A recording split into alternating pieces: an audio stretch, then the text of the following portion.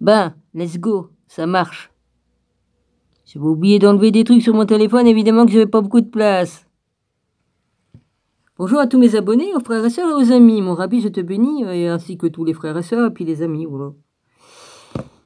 Je vais faire ce qu'il faut, les gars, je vais faire ce qu'il faut. Ouais. J'ai des projets et je vais les mettre en œuvre. Que ce soit sur le plan spirituel ou sur le plan autrement. Enfin bref, je suis beaucoup dans le spirituel.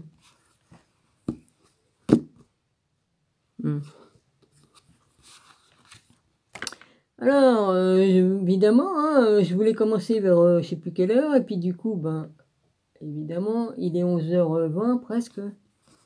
J'ai perdu du temps, le temps que je nettoie mon téléphone pour avoir de la place. Ma Patou, je ne t'oublie pas, hein, je t'embrasse fort, ainsi que Madomi, Philippe, enfin tous les frères et sœurs, quoi. Hein, je vais pas vous énumérer, je vais pas vous dire les noms de tout le monde. Hein. Il y en a un petit paquet quand même de fidèles.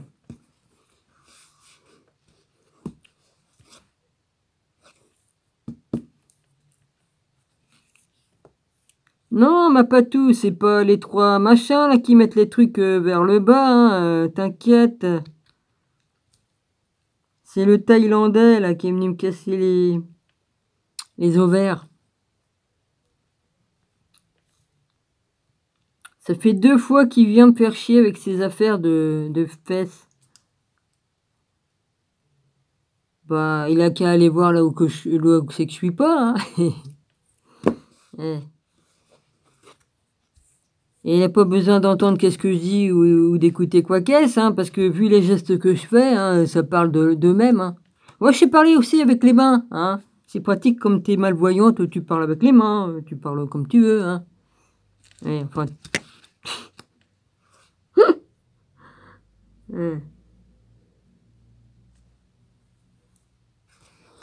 Alors, on y va les gars. Je reprends un petit peu plus haut, d'accord? Alors...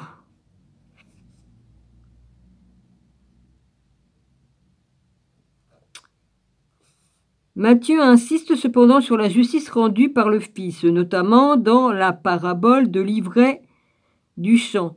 Si l'ivraie du monde a été semée par le démon, les moissonneurs de blé sont les anges. D'ailleurs, comme on arrache l'ivraie et qu'on la jette au feu, il en sera de même à la fin du monde. Le Fils de l'homme enverra ses anges qui arracheront de son royaume tous les scandales et ceux qui commettent l'iniquité, et ils les jetteront dans la fournaise ardente. Apocryphe, l'Apocalypse de Pierre détaillera la scène. Voilà, j'étais arrêté là.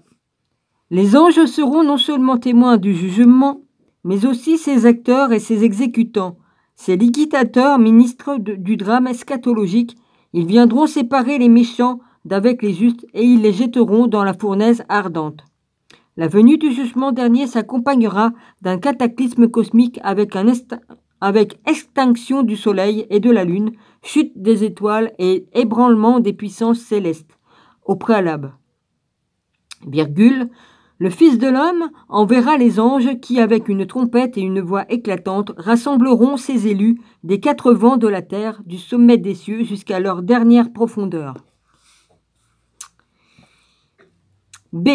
Les épîtres de Paul.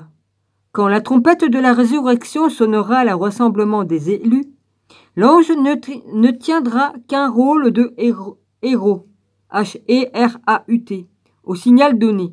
Quand le Seigneur lui-même descendra du ciel, l'archange se limitera à donner de la voix.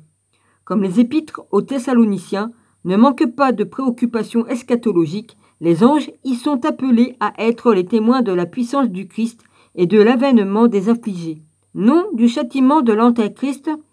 Il est vrai que, peu présents chez Paul, ils font même l'objet de son hostilité. C'est d'ailleurs en raison de son angéologie que l'Apocalypse de Paul a été considéré comme apocryphe par l'Église. Les anges y guident l'apôtre dans le spectacle de la cité céleste et dans celui de l'enfer, dont s'inspirera Dante. On y retrouve notamment Michel, psychopompe et rival du Tartare qui mène en enfer, ainsi que ses anges gardiens des hommes, le représentant nocturne auprès de Dieu.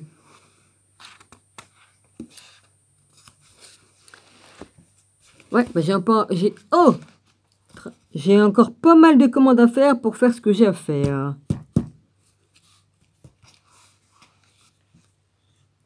L'Apocalypse de Jean.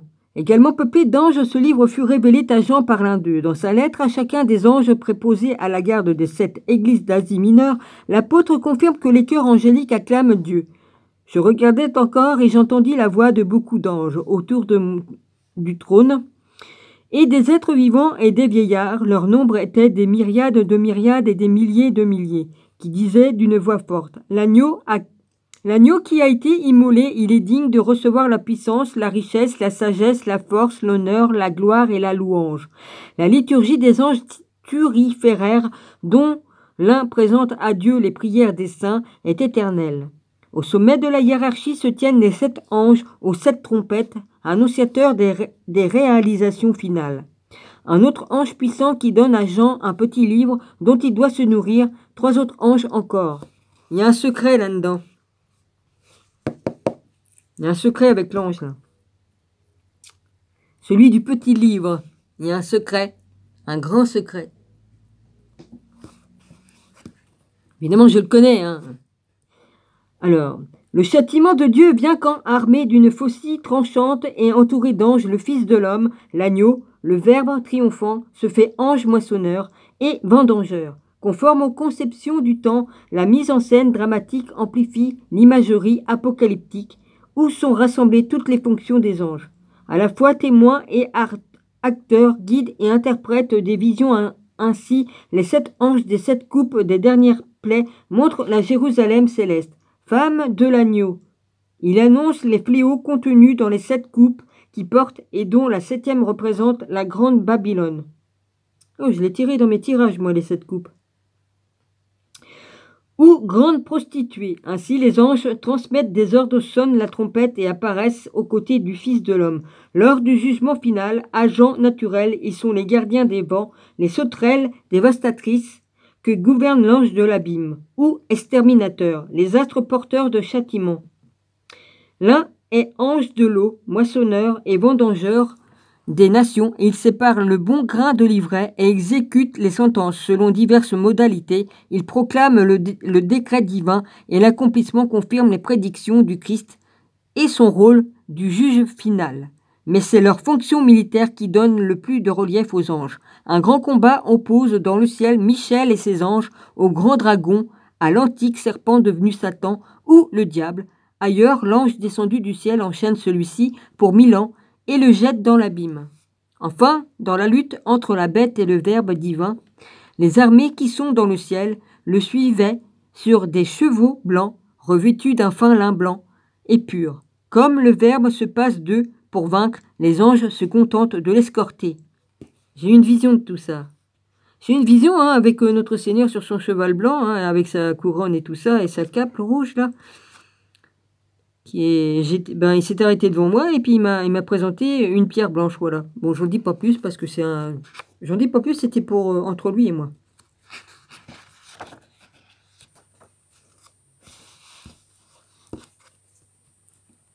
Alors, c'est ainsi pour eux les pécheurs, les impies, qu'Enoch, le 7e depuis Adam, a prophétisé ainsi. Voici venir le Seigneur avec ses myriades de saints pour exercer son jugement contre tous. Bon, en plus, on m'a dit que je faisais partie des 1400. Alors, voilà, la vision que j'ai eue. Pour faire rendre compte à tous les impies de toutes les œuvres d'empiété qu'ils ont commises et de toutes les paroles injurieuses qu'ont proférées contre Dieu, ces pécheurs impies. Bon, je vous dis pas tous les passages, là. 14-15, je sais même pas ce que c'est. 3, puis après, il y a les chiffres romains, donc ça m'est difficile. Après, il y a plus en bas, il y a 7, Matthieu 16, 28, Marc 9, 1, Luc 9, 27. Venu dans sa gloire avec tous les anges, il, le Fils, s'assiera sur le trône de sa majesté, et toutes les nations seront rassemblées devant lui, et il les séparera les uns d'avec les autres, Comme le pasteur sépare les brebis d'avec les boucs, il mettra les brebis à sa droite et les boucs à sa gauche. Quiconque m'aura confessé devant les hommes, le Fils de l'homme le confessera devant les anges de Dieu. Qui m'aura renié devant les hommes sera renié devant les anges de Dieu. Ben, c'est normal, hein. Si on n'accepte pas Jésus, si on ne le prend pas dans son entièreté, si on n'a pas foi en lui, si on fabrique pas si on fabrique pas des fruits, hein, des bons fruits, nous, hein, dans notre foi et tout ça, et puis voilà. Hein, c'est pas le tout d'avoir la foi, il faut faire aussi des fruits. Hein. Donc voilà. Matthieu 13, 47-50. Ibid 24, 31. Ou bien alors, il enverra les anges et il rassemblera les élus des quatre vents de l'extrémité de la terre jusqu'à l'extrémité du ciel. Marc. Olive. Bah, je peux pas venir, mon grand, je suis en train de faire ma vidéo. 13, 1 Corinthiens 15, 52, 1 Thessaloniciens 4, 16. Car il est de la justice de Dieu de rendre l'affliction à ceux qui font affliction et de vous donner à vous qui êtes affligés le repos avec nous lorsque du ciel se révélera le Seigneur Jésus avec les anges de sa puissance. 2 Thessaloniciens 1-6. 1,6-7. Pardon. Je recommence. 2 Thessaloniciens 1,6-7. 16. Et alors apparaîtra cet impie que le Seigneur Jésus détruira par le souffle de sa bouche et qu'il anéantira par l'éclat de son avènement. Ibid 2,8 points. 17, 1,1 point. 18, 1,4. Réalité ou nouvelle allégorie, la notion d'ange des églises est substituée à celle d'ange des nations, dont la garde et les acquis spirituels seront situés par plusieurs pairs et par le pseudonyme DENYS dans l'économie du salut. 19, 5,11-12. Oui, bah celui-là, je ne les mets pas. Tout ça, je ne l'ai pas. Apocalypse de Jean 12, 7. 9. De sa bouche sortait une épée aiguë ou aiguisée, ouais, bon, A-I-G-U-E avec 2 points sur le E. Aigu, pour en frapper les nations. Alors là, j'ai fini le chapitre.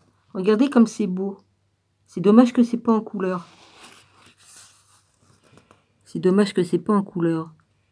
Voilà, c'est beau.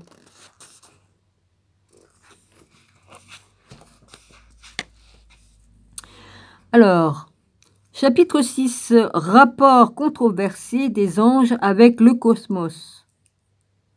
C'est par l'intermédiaire de l'ange que Moïse reçut la loi sur le mont Sinaï, déclare Étienne devant le conseil des Juifs.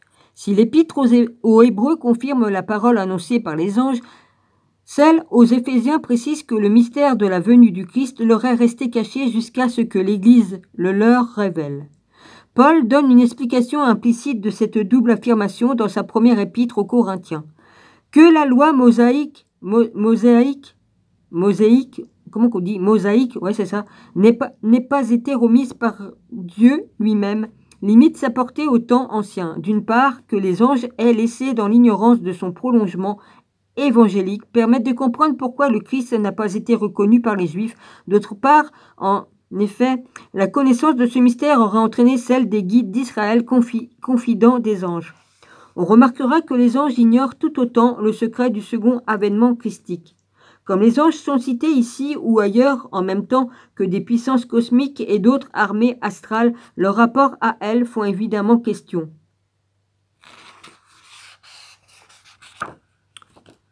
Page 95, je vais à la 96.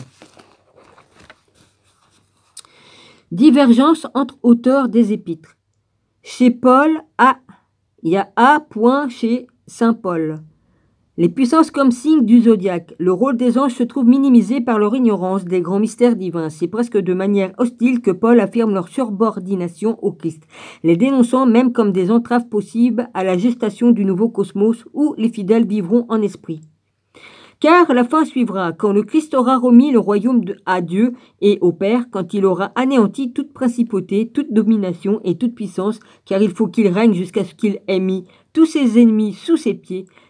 Ce n'est donc pas aux anges que Dieu a soumis le monde futur, parce que administrateurs de monde corruptible. Donc nous serons libérés à la résurrection, ils seront même détruits. Que sont les principautés, les dominations et les puissances? Après avoir rappelé que la loi fut promulguée par des anges au moyen d'un médiateur, l'Épître aux Galates explique ainsi: nous aussi, quand nous étions enfants, c'est-à-dire soumis à la loi ancienne, nous étions asservis aux éléments du monde. Qu'il s'agisse des astres et démontré par la suite, autrefois ignorant Dieu, vous serviez des dieux qui ne le sont pas par leur nature, les astres, mais maintenant que vous connaissez Dieu, ou plutôt que vous êtes connus de Dieu, comment retournez-vous à ces faibles et pauvres éléments?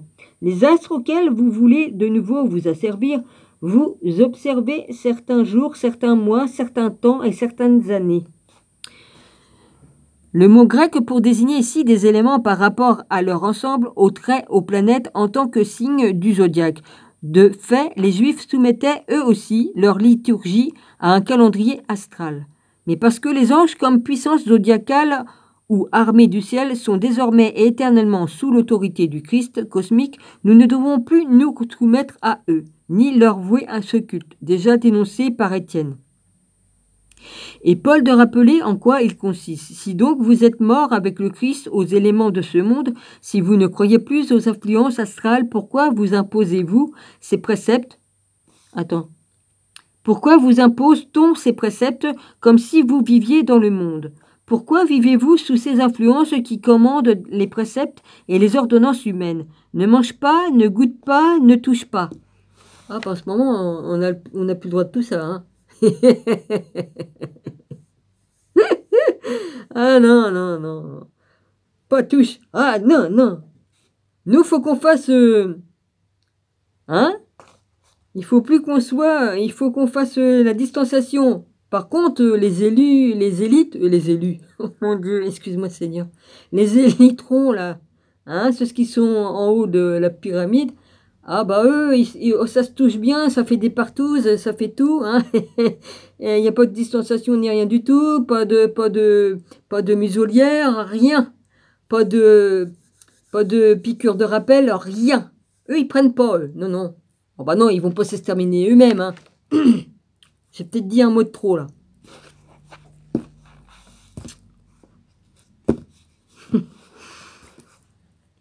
Le mot qui tue. Oula. J'ai dit un mot de trop. C'est pas qu'on n'a pas le droit de le dire, mais si je le dis, je risque d'avoir des problèmes. Enfin bref. Ce n'est donc pas aux anges que Dieu a soumis le monde futur, parce que administrateurs du monde corruptible dont nous serons libérés à la résurrection, ils seront même détruits.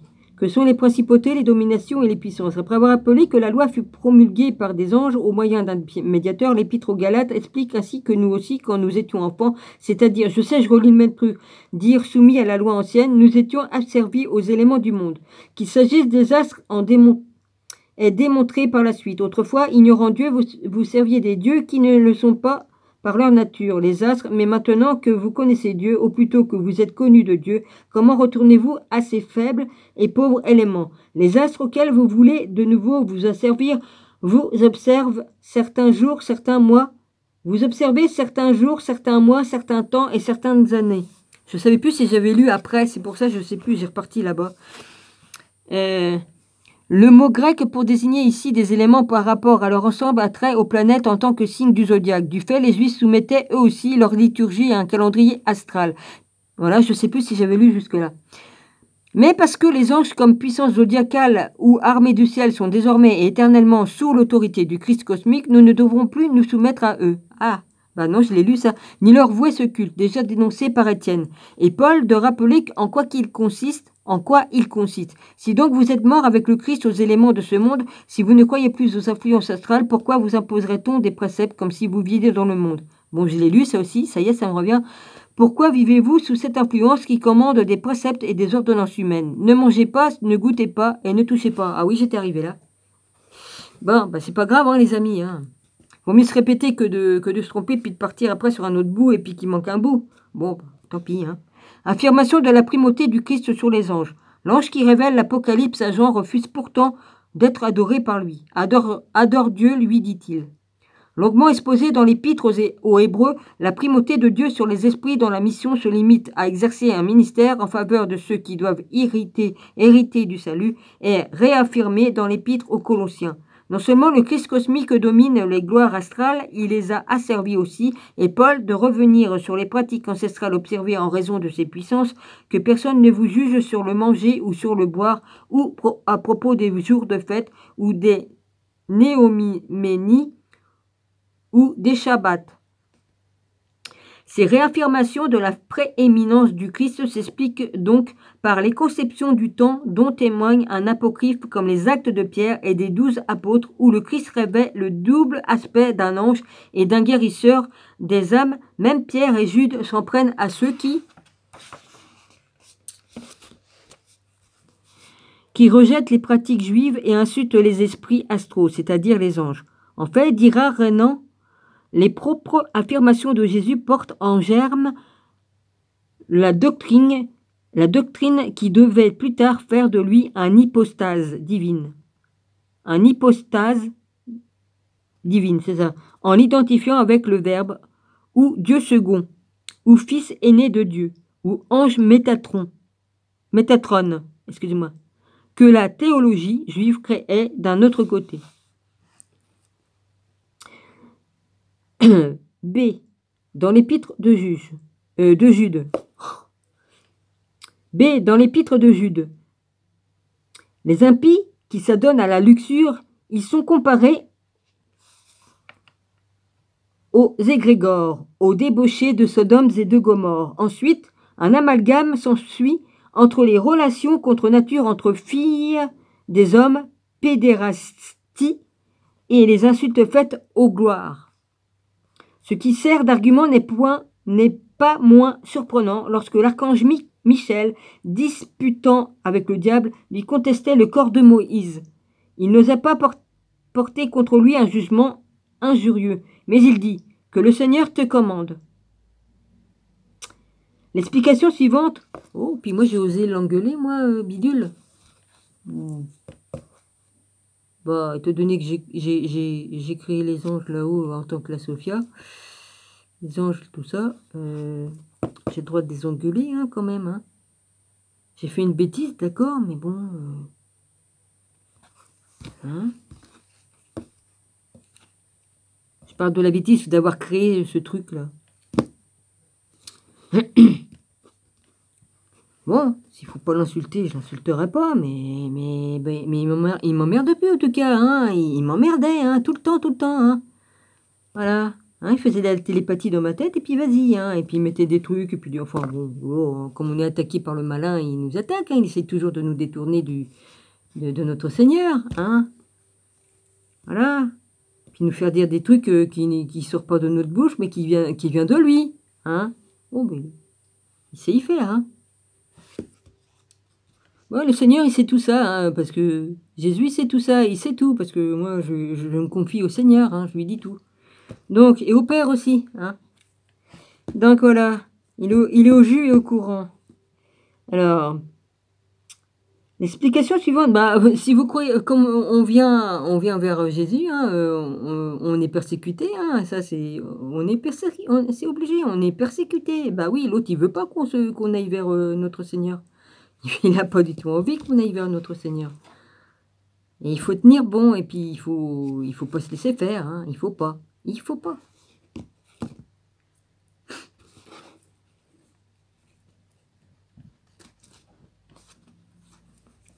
Alors, l'explication suivante s'impose. Si un archange ne peut maudire le diable, ange lui aussi, un chrétien ne peut insulter les gloires. En effet, Le mépris du spirituel et la corruption des actes matériels allant de pair, ils ramènent tous deux à l'état de bête. Mais ceux qui injurient tout ce qu'ils ignorent, et ils se corrompent dans tout ce qu'ils connaissent naturellement, comme les animaux muets. C'est d'ailleurs pour eux que Enoch a prophétisé. Voici venir le Seigneur avec ses myriades d'anges. Chez Pierre, petit c. La révélation a touché non pas les anges, mais les prophètes qui ont évangélisé grâce à l'Esprit Saint. Le désir qu'ont les anges de le contempler pourrait faire redouter leur convoitise. Si le Christ n'était pas monté au ciel après les avoir assujettis, demeuré dans l'ignorance de son mystère, les anges seraient-ils si jaloux de lui que le Christ doive les soumettre, quand on sait qu'une partie d'entre eux tomba dans le mal? Le risque subsiste pour les autres. Oui. Et tous les enfants élus de Jésus, c'est comme ça qu'on dit, Seigneur. Tout est choisi. On est bien tes élus, on est bien tes prophètes. Il est d'ailleurs rappelé que Dieu n'a pas épargné les anges qui ont péché. Pourtant, après avoir affirmé la supériorité du Christ sur les anges, Pierre assimile leurs blasphémateurs aux impudiques, dont il dénonce la bestialité. Les divergences entre Paul et Jude se trouvent là réunies. Oui, vas-y, il va me faire... Oui, bon, non, j'arrête avec ça. Ah, c'est un petit enfant dans son lit, il y a un ange là, et puis voilà. Et puis à côté, qu'est-ce qu'il y a? Il y a la petite sœur qui est assise sur une chaise à côté. Ouais. Je vois tout à l'envers, alors c'est pas pratique. Ouais.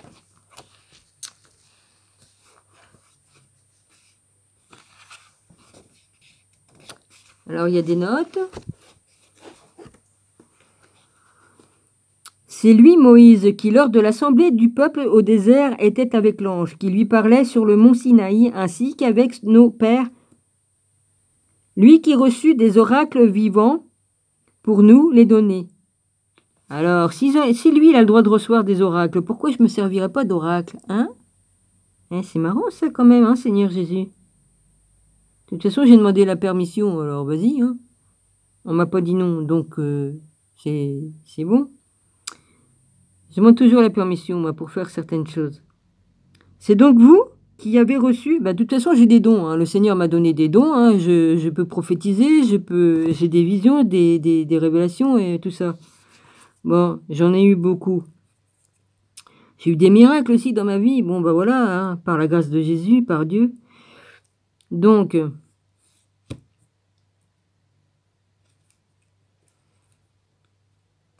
comme on prophétise, on est donc prophétesse. Pour les hommes, c'est prophète, c'est la même chose.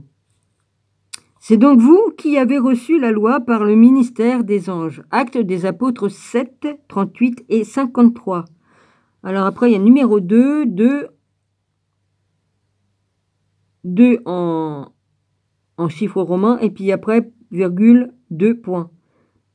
À moi a été donnée cette grâce d'éclairer tous les hommes sur la dispensation du mystère caché, afin que les principautés et les puissances qui sont dans les cieux connussent par l'Église la sagesse multiforme de Dieu. 3,8-10. 3 en chiffres romains. 4 en chiffres, entre parenthèses de demi-cercle. Mais nous prêchons la sagesse de Dieu dans le mystère, sagesse qui a été cachée aux anges compris, que Dieu avait destinée avant les siècles pour nos gloires, qu'aucun prince de ce siècle n'a connu, car s'il l'avait connu, jamais il n'aurait sacrifié le Seigneur de la gloire. Voilà, 2,7-8.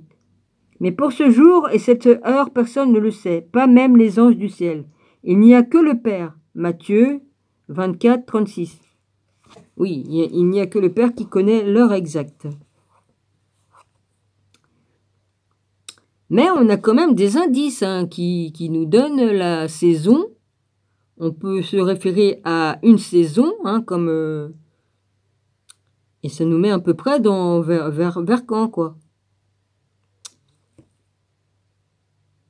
Par exemple, ça peut être le printemps, parce qu'il est dit, par exemple, qu'il y a des bourgeons ou des trucs comme ça. Hein, c'est comme il parle dans la Bible que les brebis, tiens, on peut savoir du temps que Jésus il s'est fait, on l'a crucifié et tout ça. Et ouais, on peut savoir la date exacte, que c'est au printemps ou quoi qu'est-ce, parce que les brebis ils pétaient et eux ils pétaient. Excuse-moi. Ils pétraient, ouais, enfin ils mangeaient l'herbe.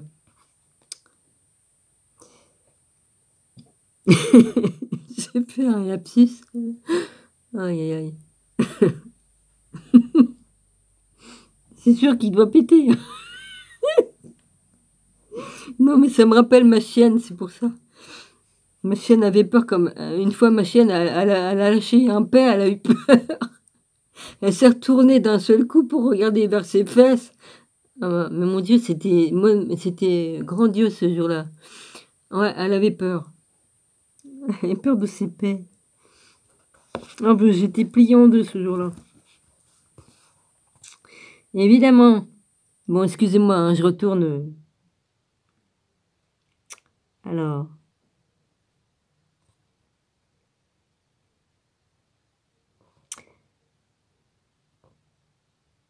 Voilà.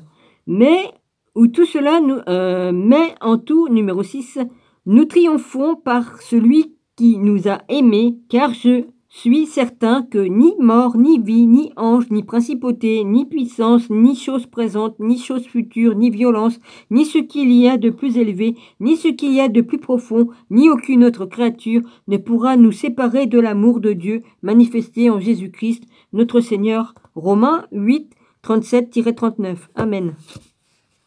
Amen.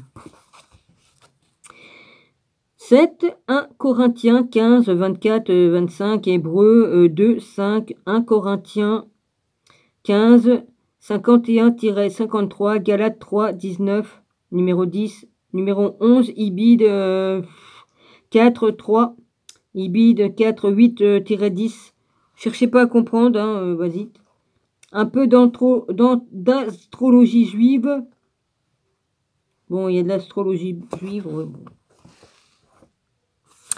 Alors, ce sont surtout les dangers d'une dépendance de la liberté humaine par rapport à la fatalité cosmique, voire aux puissances obscures du zodiaque qui incitent Paul à reprocher aux Juifs leur culte de l'armée du ciel. Acte 7, 42. Des astres d'anges. En attestent des recueils de prières aux planètes, à Saturne, notamment des représentations de la roue et des signes du zodiaque. Dans des synagogues, les 12 signes du zodiaque représentent probablement les 12 tribus d'Israël et les 12 mois de l'année liturgique. Le cycle des fêtes sacrées auxquelles elles donnaient lieu manifestait la toute-puissance de Dieu. Exemple, dans le Talmud de Babylone, Shabbat 156 A-B. L ou I majuscule, puis N, je sais pas trop. Talmud de Babylone, Tral, point, Al, A-L-L, point, L, majuscule, point, B, point. Goldschmidt, c'est Goldschmidt. Goldschmidt.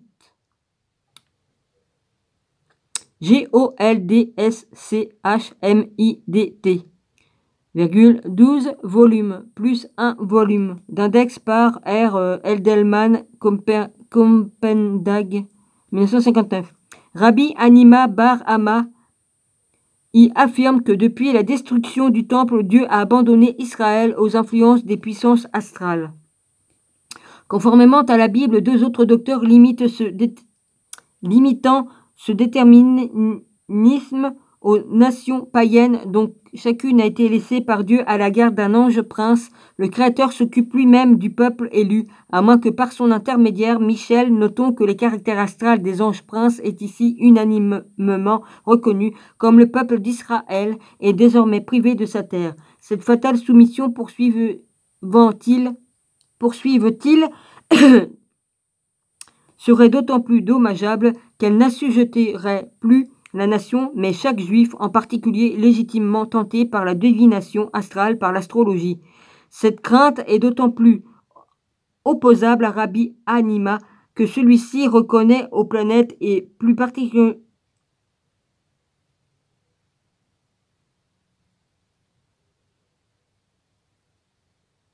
Par la divination, oui. Un Seigneur. Plus particulièrement à celle qui domine l'heure de la naissance, une influence sur la sagesse et sur la santé de chacun. Dans le même Talmud, on veut évacuer l'astrologie païenne en remplaçant les 12 heures zodiacales par les 7 jours de la création. Or, on sait qu'à Rome, les jours de la semaine étaient désignés par les noms des planètes qui les dominent. De toute façon, Rabbi Joshua ben Levi continue de sacrifier au déterminisme comme Dieu créa la lumière et les ténèbres le premier jour, le natif de celui-là sera ou tout à fait bon ou tout à fait méchant, comme il sépara les eaux d'en haut et d'en bas le deuxième jour, le natif de celui-ci aura mauvais tempérament, etc.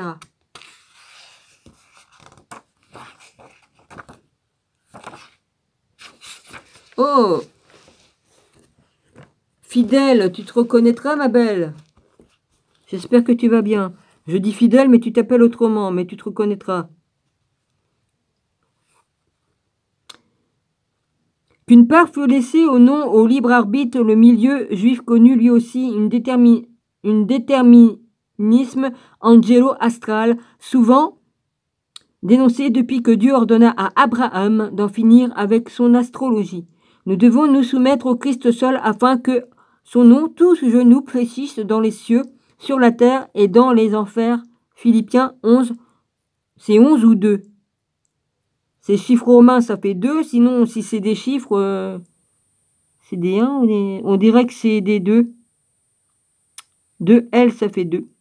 10. Que personne ne vous séduise, affectant l'humilité et le culte des anges. Colossiens 2, 18. Et Dieu se détourna des compagnons de Moïse et les laissa servir la milice du ciel. Acte et de l'apôtre 7, 42. 17 Colossiens 11, 20. Après, c'est... je ne mets pas. Après, il y a Hébreux 1,14. Le Christ est l'image du Dieu invisible, le premier-né de toute la création, car en lui ont été créées toutes les choses qui sont dans les cieux et sur la terre, les visibles et les invisibles, soit trône, soit domination, soit principauté, soit puissance, tout a été créé par lui et pour lui. Il est avant tout et tout subsiste en lui. 1,15-17. Et vous êtes remplis en lui qui est le chef de toute principauté et de toute puissance.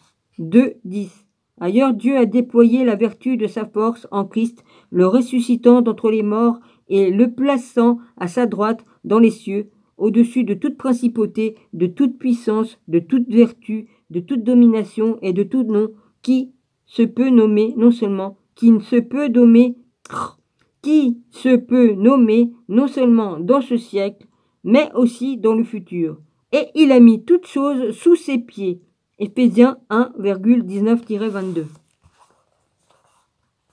Rappelons encore qu'il est juste devant Dieu qu'il rende l'affliction à ceux qui vous infligent et à vous qui êtes affligés le repos avec puissance. 2 Thessaloniciens 1,6-7. 23. Et dépouillant les principautés et les puissances, il les a livrées pratiquement en spectacle triomphant d'elles par la croix. Colossiens 2,15. 24. Colossiens 2,16. 25. Vie de Jésus. 15. In œuvre complète, volume 4. H. Psychari, édition Paris, 1947-1961, page 238. 26. Quant aux anges qui ne conservèrent pas leur dignité, mais abandonnèrent leur propre demeure, Jésus, les a réservés pour le jugement du grand jour, enchaînés éternellement par les ténèbres. 28. Après, c'est marqué 27,7. Après, c'est 28. Et cependant, c'est de la même manière que ceux-ci, les débauchés, entraînés par leur rêverie, souillent encore leur chair, qu'ils méprisent la domination et injurient les gloires. 29,9. La lutte entre Michel et le diable justifiera la croyance dans la protection que les anges réserveront aux sépultures des saints et des martyrs, à leur corps dans l'attente de la résurrection. 30. Jude, 10. 31. Ibid, C'est comme ça que c'est écrit. 14. IBID. Voilà. 32. Et comme les prophètes, cherchaient quelque temps et quelques circonstances l'Esprit du Christ qui était en eux, indiquait en prédisant ses souffrances et les gloires qui devaient les suivre, il leur fut révélé que ce n'était pas pour eux-mêmes, mais pour vous, qu'il était dispensateur des choses qui vous sont annoncées maintenant par ceux qui vous ont évangélisé par l'Esprit Saint, envoyé du ciel, et que les anges désirent contempler. 1 Pierre 1,11-12. 33, 1 Pierre, 3,22. 34, il les a livrés chargés des chaînes de l'enfer et précipités dans l'abîme pour qu'ils soient tourmentés et réservés pour le jugement. 2 Pierre 2,4. J'ai pas bien vu parce que je fais de l'ombre avec le manche de ma... Et j'avais pas vu. 35. Si séduisant en cendres les villes de Sodome et de Gomorrhe, il les a condamnés à la ruine, les donnant comme exemple aux impies à venir. S'il a délivré le juste Lot, profondément attristé de la conduite dissolue de cet homme sans frein, c'est que le Seigneur sait réserver les méchants au jour du jugement pour qu'ils soient tourmentés, surtout ceux qui suivent la chair dans sa convoitise d'impureté. Audacieux et arrogants, ils ne craignent pas d'injurier les gloires, tandis que les anges supérieurs, en force et en puissance, ne portent point les uns contre les autres de jugements injurieux. Allusion au dénouement de la querelle entre Michel et le diable. Mais ceux-ci, les débauchés et les blasphémateurs, semblables à des animaux sans raison, injurient ce qu'ils ignorent. 2 Pierre 2, 6, 12. Ok, Seigneur.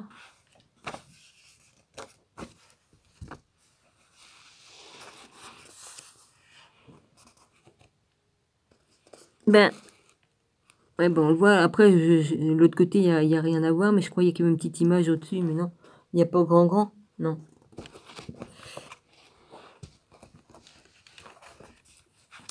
Chapitre 7. Réalité scripturaire des anges. Alors, en même temps qu'elle s'efforce d'intégrer l'angéologie de l'Ancien Testament, la Bible chrétienne situe les anges par rapport à la rédemption. Le Christ est appelé à régner sur toute la création lors de son triomphe final au Parousie. Il sera glorifié par les anges qui n'en contribuent pas moins à l'édification de son royaume. Il anticipe, même puisque les élus devront leur ressembler lors de la résurrection. Comme Dieu et le Christ sont consubstantiels, les anges constituent indifféremment leur cours pour attester la divinité de Jésus. Les évangiles les font intervenir dans les moments cruciaux de son existence terrestre. Annonciation, nativité, retraite au désert, début de la passion, résurrection, l'intention réaliste de ces scènes, l'importunité des interventions des anges prouve que leur existence ne fait pas de doute, tant pour les premiers chrétiens que pour les juifs.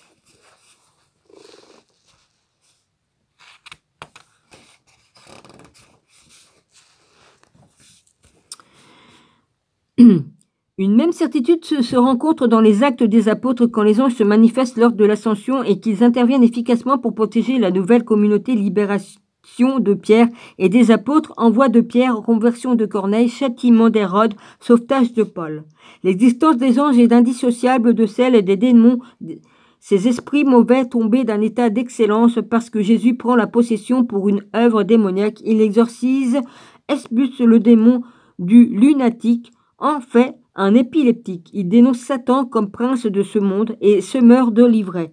On a vu que la liberté du monde débute par la lutte personnelle de Jésus dans le désert lors de sa passion. Il semble résigné. « J'étais tous les jours avec vous dans le temple et vous n'avez pas mis la main sur moi, dit-il aux gens venus l'arrêter. Mais c'est ici votre heure et la puissance des ténèbres. Le prince de ce monde vient et il n'a rien en moi, précise-t-il. » Pour établir la suprématie du Christ sur les anges, les épîtres de Paul est la première épître de Pierre, professe que la loi mosaïque et l'évangile ont été remis. Celle-là par l'intermédiaire des anges et à cause des transgressions, celui-ci directement par lui.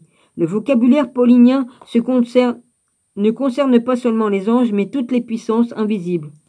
Oh putain, j'ai l'oreille gauche qui siffle.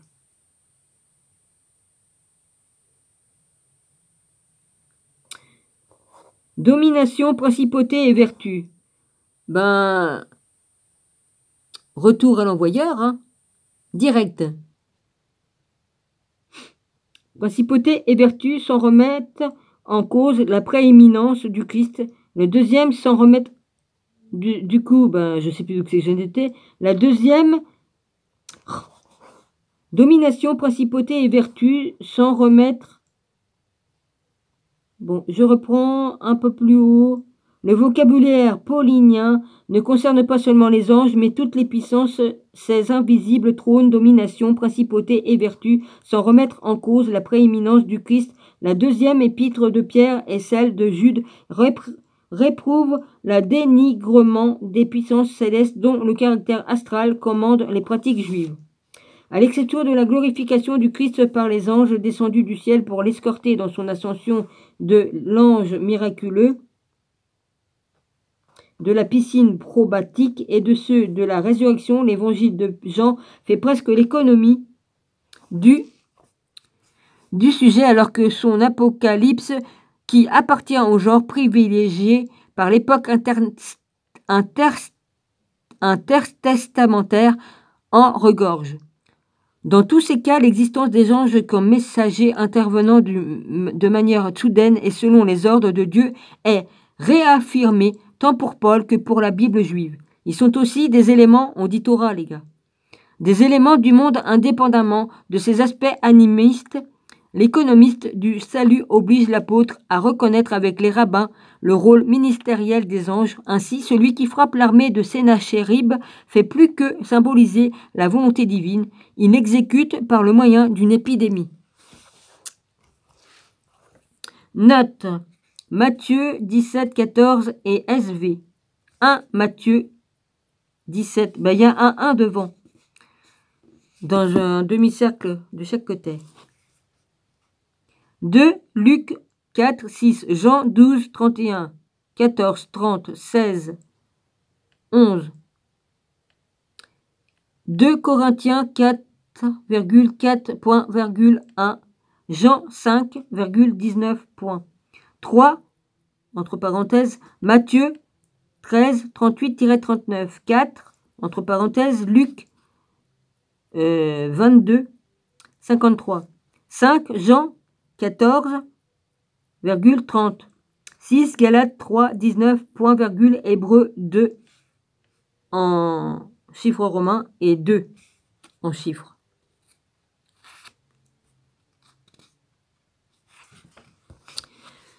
Alors, troisième partie, vers une doctrine sur les anges. Chapitre 8. Au 1er siècle de notre ère, une efflorescence de spéculations angéliques.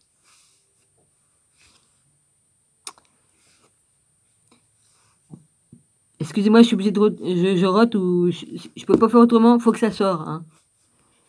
Avant que l'expansion du christianisme des premiers siècles se fût établie sur les futurs canons évangéliques, les conceptions post-bibliques en matière de culte des anges prévalurent, favorisées par la diaspora juive après la destruction du temple de Jérusalem. Fondé sur l'union dès ici-bas entre les hommes et les anges, ce culte a donné lieu à une christologie judéo-chrétienne où Michel, protecteur d'Israël, ordonnateur des fins dernières et grand prêtre des cieux guide, ordonnateur, je l'ai bien dit ça? Oui. Des fins dernières et grand prêtre des cieux guide l'âme dans son ascension.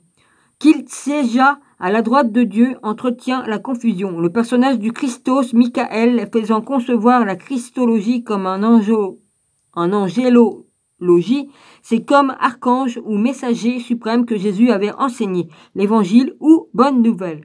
Au royaume des ténèbres, la gnose opposa celui de lumière hiérarchisé et peuplé de puissance éternelle au éon.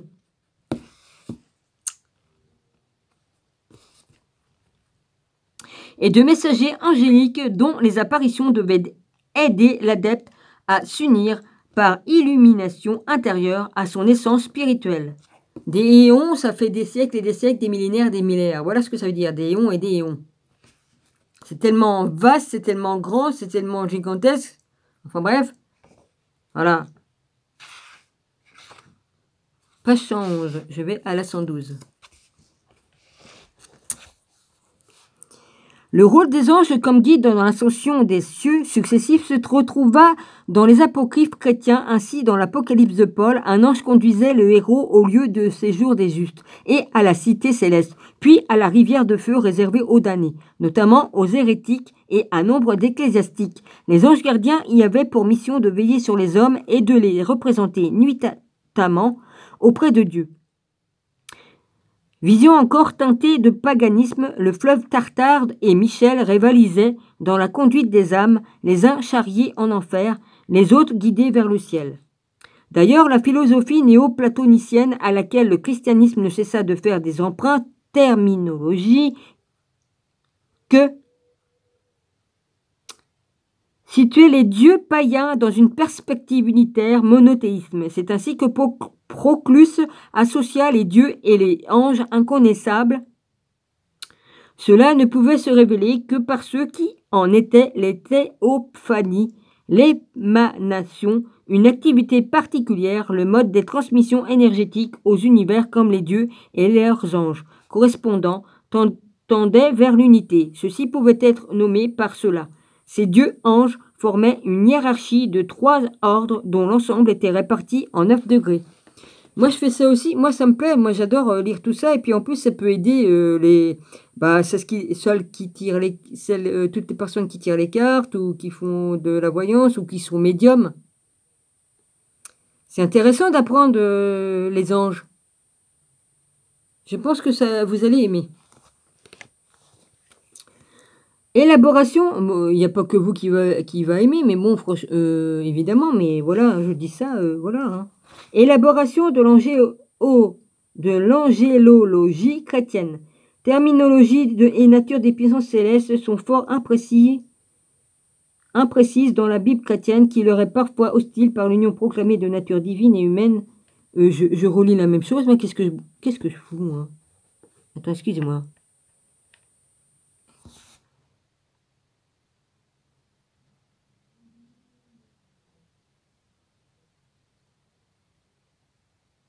Ouais. Ouais. Ouais. D'accord.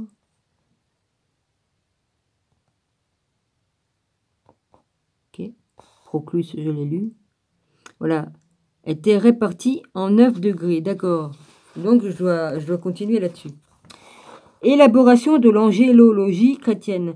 Terminologie et nature des puissances célestes sont fort imprécises dans la Bible chrétienne qui leur est parfois hostile. Par l'union proclamée des natures divines et humaines dans le Christ par le dogme proclamé de son incarnation, les conciles de Nicée 325, de Constantinople 380 et de Chalcédoine 451 jetèrent à bas la christo-angéologie pour soumettre les réflexions sur les anges à un credo exclusif. Tout a été créé par le Christ. Le ciel et la terre, toutes les réalités visibles et invisibles, ces dernières concernant les anges.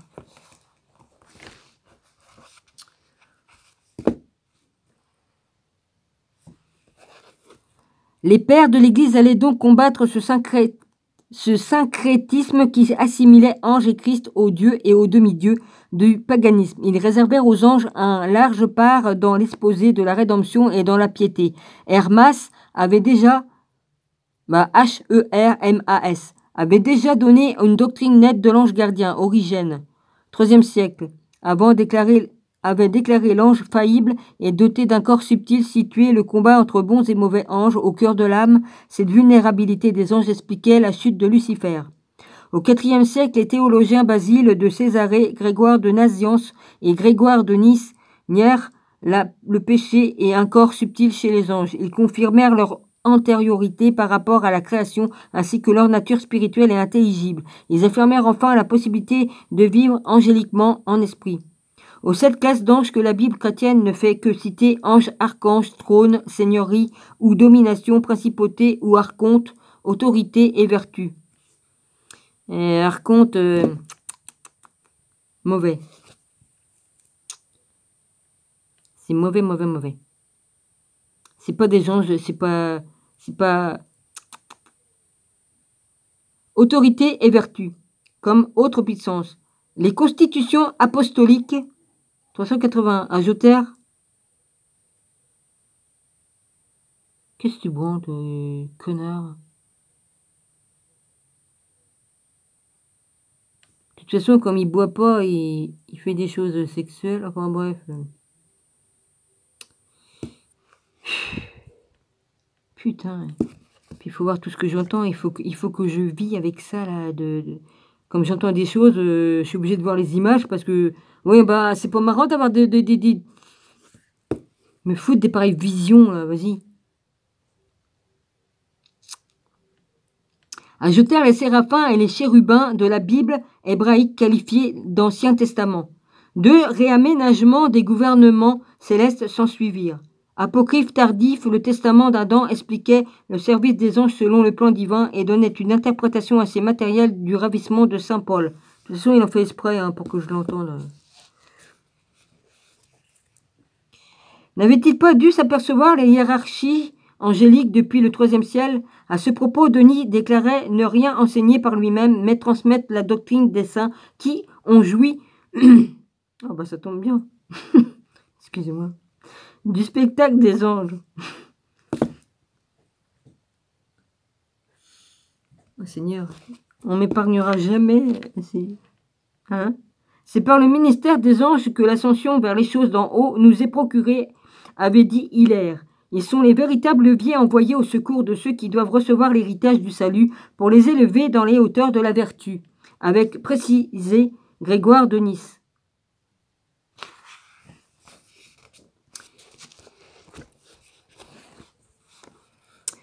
Denis puisa non seulement dans l'écriture et aux écrits patristiques, mais aussi à Platon et aux néo-platoniciens postérieurs, à Plotin pour les concepts hiérarchiques et Théandride, il en appela à Flotin.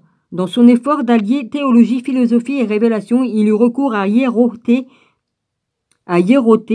son divin maître, dont il considérait les écrits comme une seconde écriture sainte. Ainsi, les 9 dénominations angéliques viendraient de l'Ancien Testament ou de saint Paul, comme l'avait déjà souligné la théologie prédionicienne, tandis qu'au contraire, la notion des hiérarchies, sa répartition en triades et les lois qui régissent sa fonction médiatrice correspondraient à des opinions propres à Denis ou à son maître Hiéroté.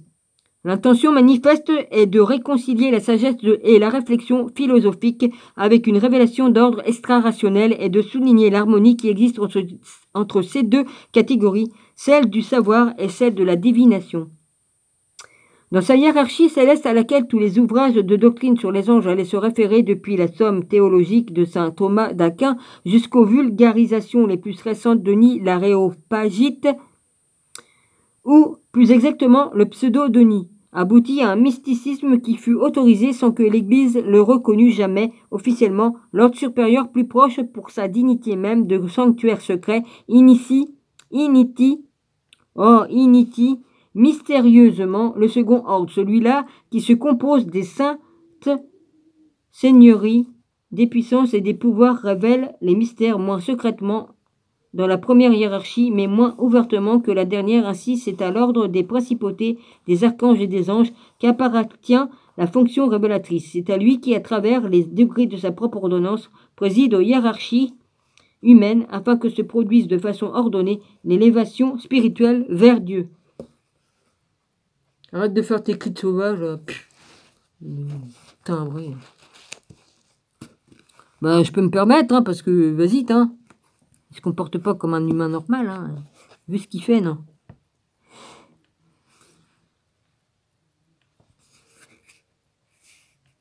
Vivante expression de l'amour trinitaire, le monde céleste et parfait était donc occupé par une organisation en 3 ordres, constitués de 3 degrés d'anges. Chacun de ces ordres recevait la lumière, la science et le bien qu'il transmettait par un processus triple et graduel de purification, d'illumination, d'unité ou de perfection. Tout émanait de Dieu.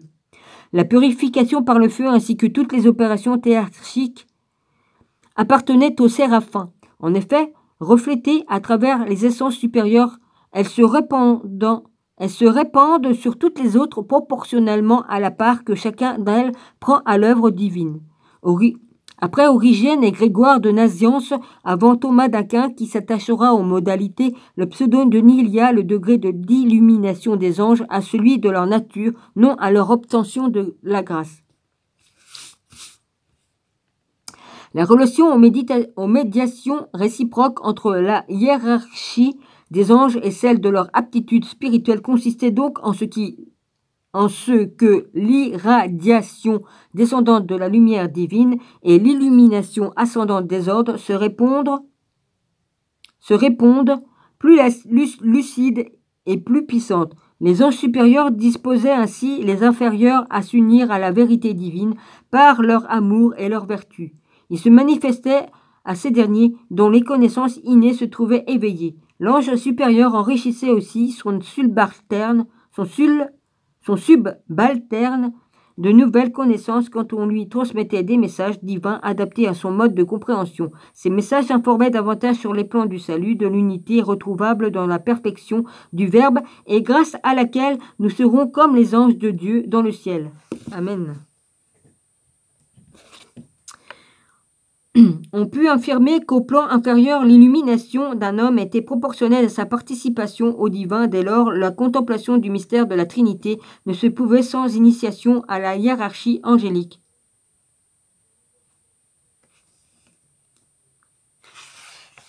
Page 115, je vais à la 116, évidemment.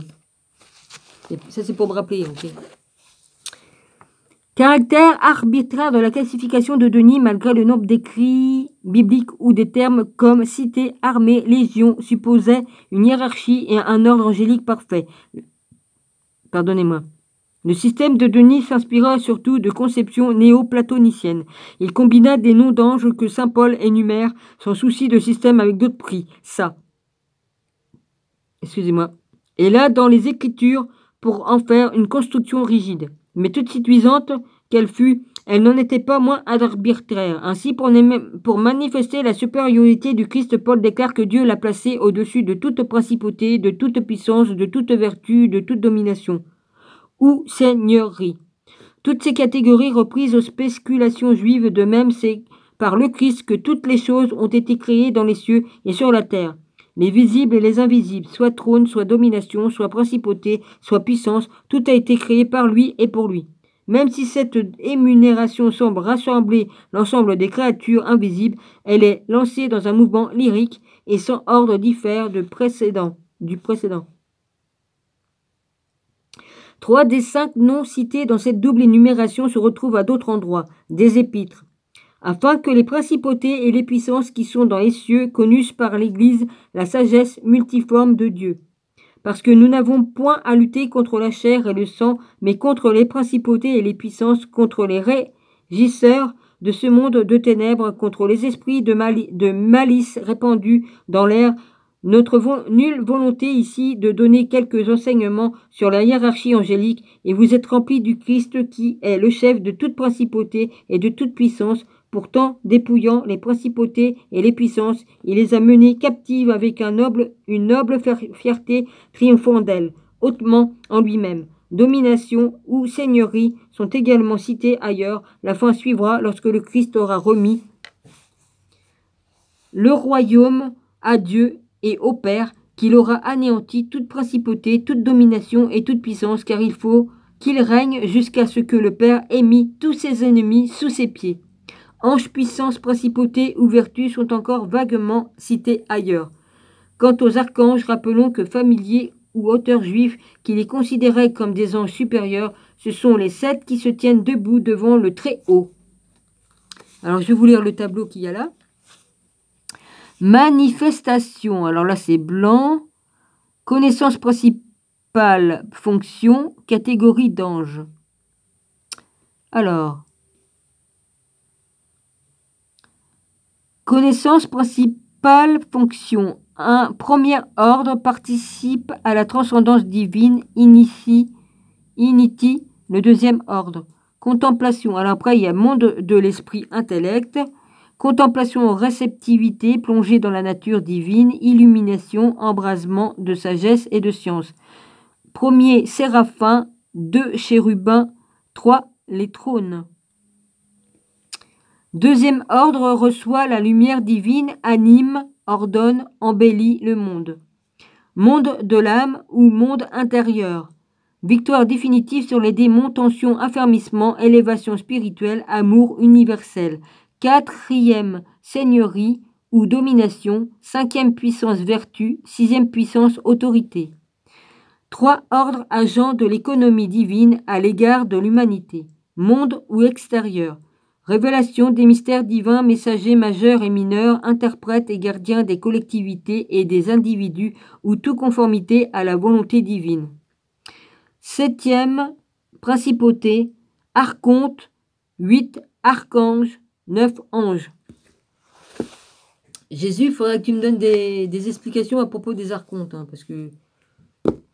Non, mais ce qu'ils disent dans le livre-là, bon, bah, d'après ce que je sais, d'après ce que tu m'as parlé, bon, je vais pas continuer, mais franchement, ouais, bon. Royaume à Dieu et au Père qui aura anéanti toute principauté. C'est quand même les archontes qui ont foutu la merde là-haut avec la Sophia. Hein. Ils ont foutu la merde à la Sophia. Hein. Et c'était pas des dieux. Hein. Donc, faut... Hein? Je rétablis la vérité puisque c'est Jésus lui-même qui m'a dit. Donc, bon, bah là, c'est dans ce livre-là, il y a ça. Mais bon, voilà, hein, faut quand même que je dise ce que je sais.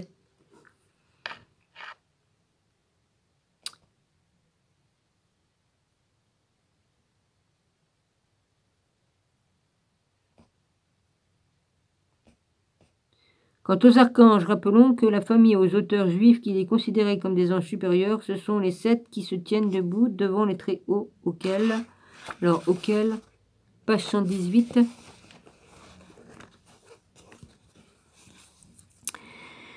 une multitude d'autres de noms variables a été ajoutée, mais si Michel est le chef des armées célestes, si le judaïsme le considère comme une sorte de majordome, de vice-roi du ciel en même temps que le protecteur d'Israël, si son nom signifie qui égale Dieu, ne devrait-il pas être mis au plus haut rang à celui qui est le plus proche de Dieu?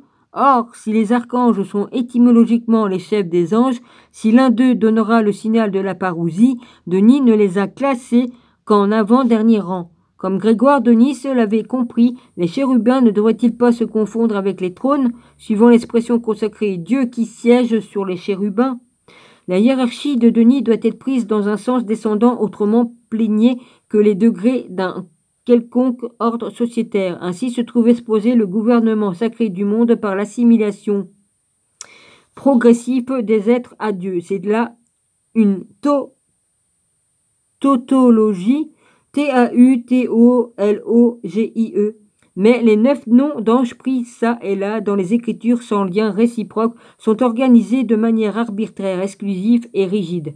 Dès lors, Dieu reste pure transcendance inaccessible à l'homme, et la loi de méditation est si indispensable et rigoureuse dans ce système que les trônes ne peuvent avoir de relation d'amont qu'avec les chérubins, de relation d'aval qu'avec les seigneuries ou domination, de même pour les anges par rapport au seul archange et au seul homme exercé du haut en bas et rigoureusement médiate. Les fonctions de purification, d'illumination et de perfection ne peuvent que se dégrader à mesure pour perdre de leur authenticité. Il en va donc entre Dieu et un homme comme entre un souverain absolu et un manant. Toutes les spéculations effrénées sur les anges, à l'intérieur comme à l'extérieur du christianisme, amenèrent les premiers pères de l'Église à les limiter, à les établir selon la seule méditation possible entre Dieu et les hommes, celle du Christ Jésus fait homme. Ainsi saint Irénée s'impatientait qu'il énumère le nombre des anges et l'ordre des archanges, qu'il nous dise les secrets des trônes, qu'il nous enseigne la la diversité des dominations, des principautés, des puissances, des vertus. Pour sa part, saint Augustin ne doutait pas de l'existence des ordres angéliques, mais avouait son impuissance à les définir et à les différencier. Quant à saint Jérôme, il estimait que même saint Paul ne connaissait pas toutes les hiérarchies angéliques. Bref, en raison de l'adoration réservée au Christ, il ne fut plus permis que de louer, d'imiter et de prier l'ensemble du cœur angélique dont seuls les noms mentionnés par la Bible chrétienne étaient reconnus, soit Michel, Gabriel et Raphaël. Le concile de la Odyssée 343-381 déclara que son canon 35, les chrétiens ne doivent pas abandonner l'Église de Dieu et s'en détourner et vénérer superstitieusement les anges et introduire un culte idolâtre des anges, cela est défendu. Celui qui se rend coupable de cette idolâtrie dissimulée doit être anathème, parce qu'il oublie notre Seigneur, Jésus-Christ, le Fils de Dieu, et qu'il passe à l'idolâtrie. On comprend pourquoi une doctrine chrétienne sur les anges ne cesserait d'être malaisée et imprécise.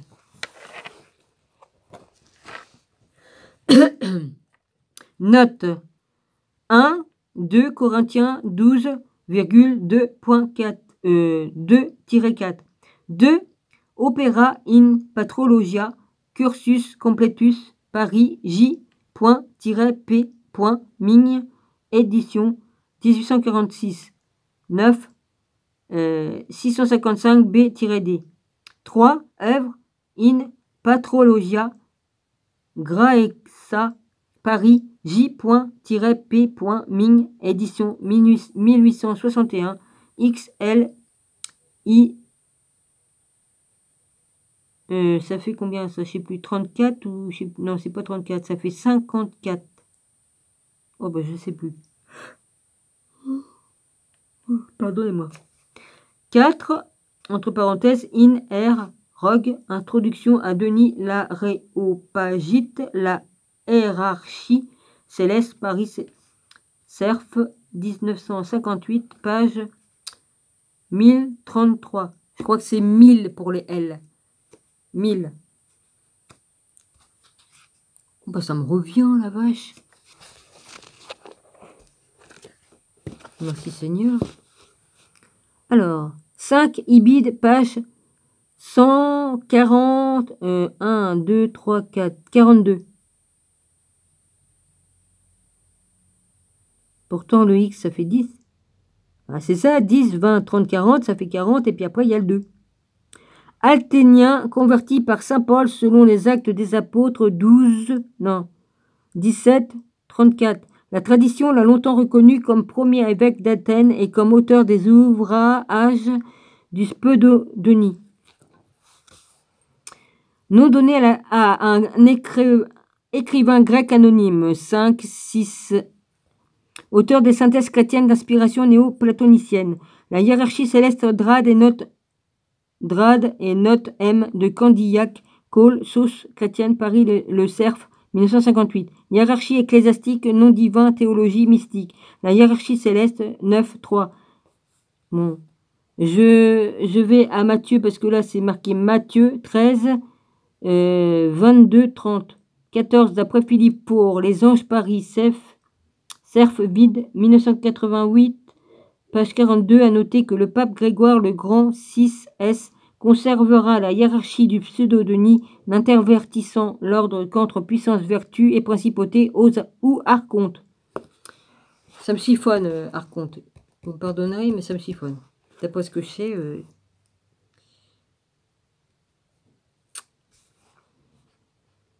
Éphésiens 1,22, Colossiens 1,16, Éphésiens 3,10, Ibid 6,12, Colossiens 2,10, Ibis 2,15, Corinthiens 15, 24-25, Romains 8, 38, 1 Pierre 3,22, Tobie 12, 14, Apocalypse de Jean 12, 7, 1 Thessaloniciens 4,15, Psaume 26, non, 26, après c'est marqué Psaume 132.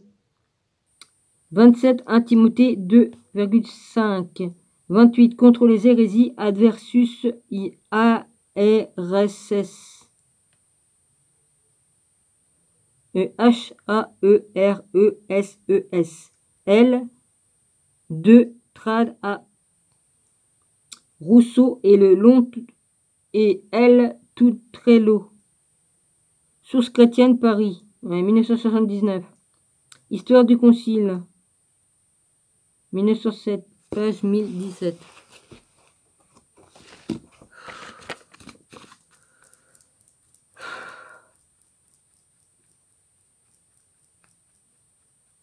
La vache. 9. L'ange dans l'Occident médiéval, montée de l'angéologie dans l'Église romaine. J'en suis d'où? Ouais. Inconstruite à une liturgie conforme à l'Apocalypse de Saint Jean, la dévotion de l'Occident pour les anges ne se développa qu'à partir du 7e siècle, surtout avec les prières aux archanges. Sa reconnaissance par l'Église n'alla pas sans dénonciation des excès dont le plus manifeste consistait à dresser des listes des noms d'anges. Saint Michel avait été établi protecteur du peuple chrétien et des armées impériales depuis Constantin III.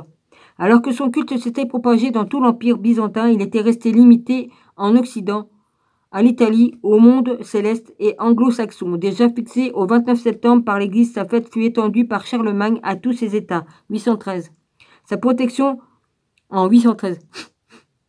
Sa protection de plus en plus invoquée. Autre apport byzantin. En 827, l'empereur Louis le Pieux reçut la manuscrit grecque des œuvres de Pseudo-Denis qui allait être traduit et commenté au siècle suivant par un Jean Scott Eurigène, aux conceptions également hiérarchiques.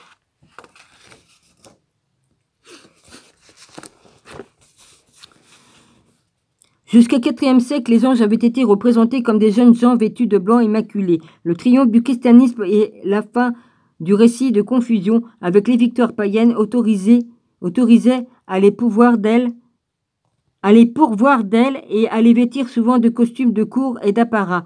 Le concile de Nicée de 787 leur reconnut une certaine corporalité humaine, une enveloppe transparente et lumineuse qui légitimait leur représentation artistique même si leur nature subtile restait controversée, lumineux ou extatique sur les mosaïques byzantines y accompagnant librement le Christ ou la Vierge. Ils apparurent ainsi dans les manuscrits du IXe siècle occidental comme l'importance et le nombre de paires d'ailes variaient avec le rang des anges.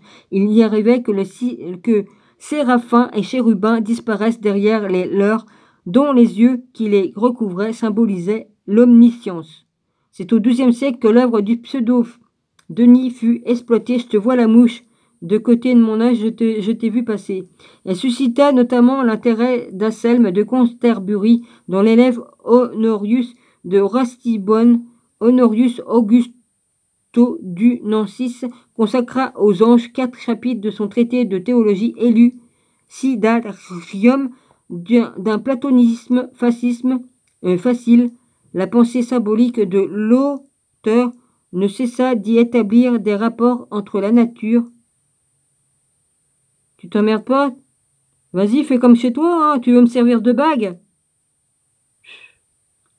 Rapport entre la nature où le macrocosme de son reflet, l'homme au microcosme, recopièrent un grand nombre de fois traduit dans toutes les langues de l'Occident. Cette œuvre devait inspirer vision et angélophanie de Hildegarde. Hildegarde, Seigneur. Hein, Jésus. Hildegarde, la chanson. Ni na na ni na ni na na na na na na ni na ni na na ni na ni na na na na na. J'ai de la mémoire.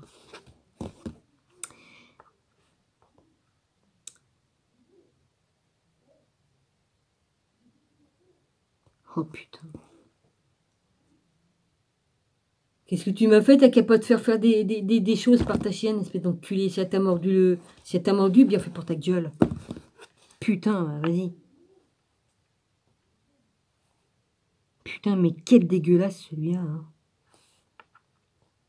Bénédictine allemande ainsi que la création des anges et du monde dans le Hortus Delicarium des Rats de Landsberg. Retirez-moi les images. Retirez-moi ça. Putain de merde.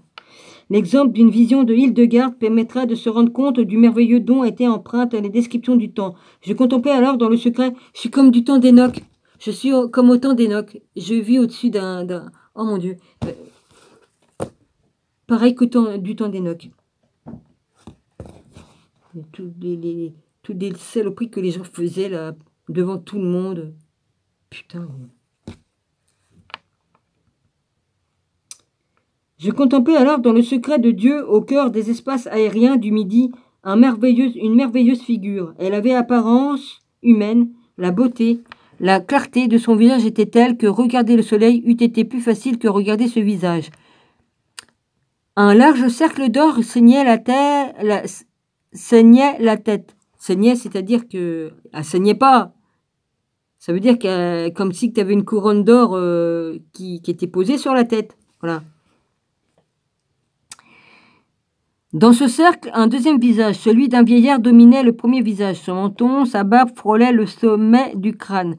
De chaque côté du cou de la première figure se détachait une aile. Ces ailes s'élevaient au-dessus du cercle d'or, au-dessus duquel elles se rejoignaient. La partie extrême de la courbure de l'aile droite portait une tête d'aigle. Ses yeux de feu rayonnaient comme un miroir. La splendeur angélique, la partie correspondante de l'aile gauche portait une tête d'homme qui luisait comme étincelant les étoiles. Les deux visages étaient tournés en direction de l'est. De chaque épaule de la figure, une aile descendait jusqu'au genou. Un vêtement qui avait l'éclat du soleil la revêtait. Dans les mains, elle portait un agneau qui luisait comme une journée débordante de lumière. Du pied, elle terrassait un monstre à l'aspect effroyable, vireux et noir, et un serpent. Le serpent serrait dans la mâchoire l'oreille droite du monstre. Son corps s'enroulait autour de la tête du monstre et sa queue allait jusqu'à ses pieds, du côté gauche de la figure. La figure parla en ces termes. « C'est moi l'énergie suprême, l'énergie ignée. C'est moi qui ai enflammé chaque étincelle de vie. Rien de mortel en moi ne fuse. De toute réalité, je décide. Mes ailes supérieures enrobent le cercle terrestre dans la sagesse. Je suis l'ordonnatrice universelle. » Dis donc, ça représente pour la Sophia, ça? Il est pourtant vrai que les récits merveilleux des pères du désert étaient déjà peuplés d'anges antipassion, d'une vie céleste pleine de contemplation et de louanges divines. C'est bien marqué, je suis la sagesse.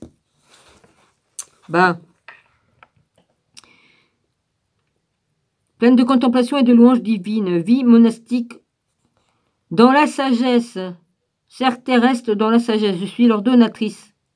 Dans la sagesse, je suis l'ordonnatrice universelle. Ça décrit bien la Sophia. La Sophia, la sagesse de Jésus-Christ.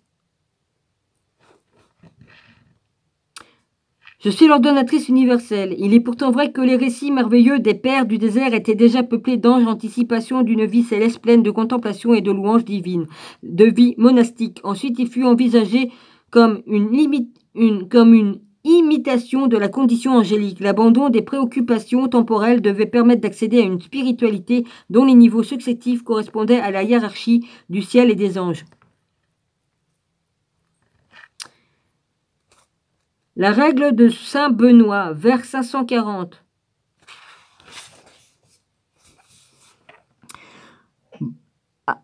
Il manque pas un mot.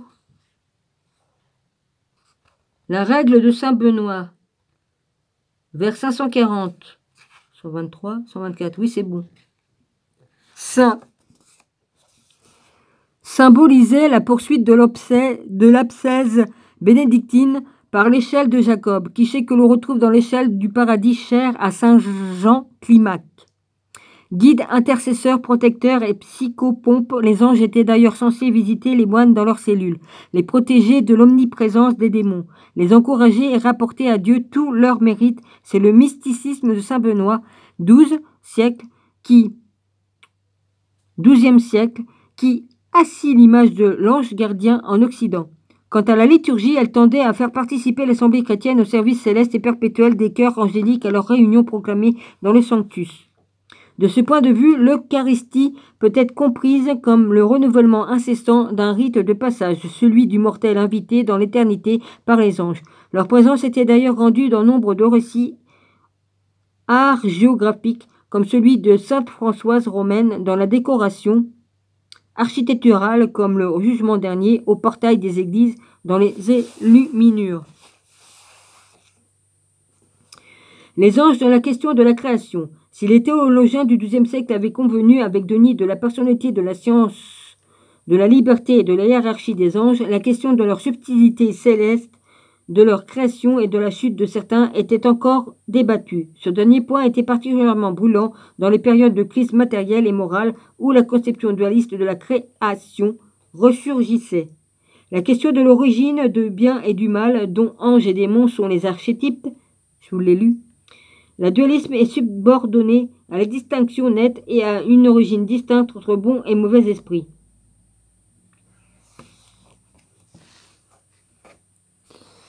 L'homme des origines s'est codéterminé par des esprits qui intégraient aux forces naturelles et considéraient comme bons ou mauvais selon le rapport déterminé et les circonstances, c'est ce qui répond à la notion d'animisme. L'évolution fut lente, rejetant l'intervention arbitraire des esprits. L'astrologie chaldéenne enseigna le caractère mathématique des influences dispersées par les divinités planétaires.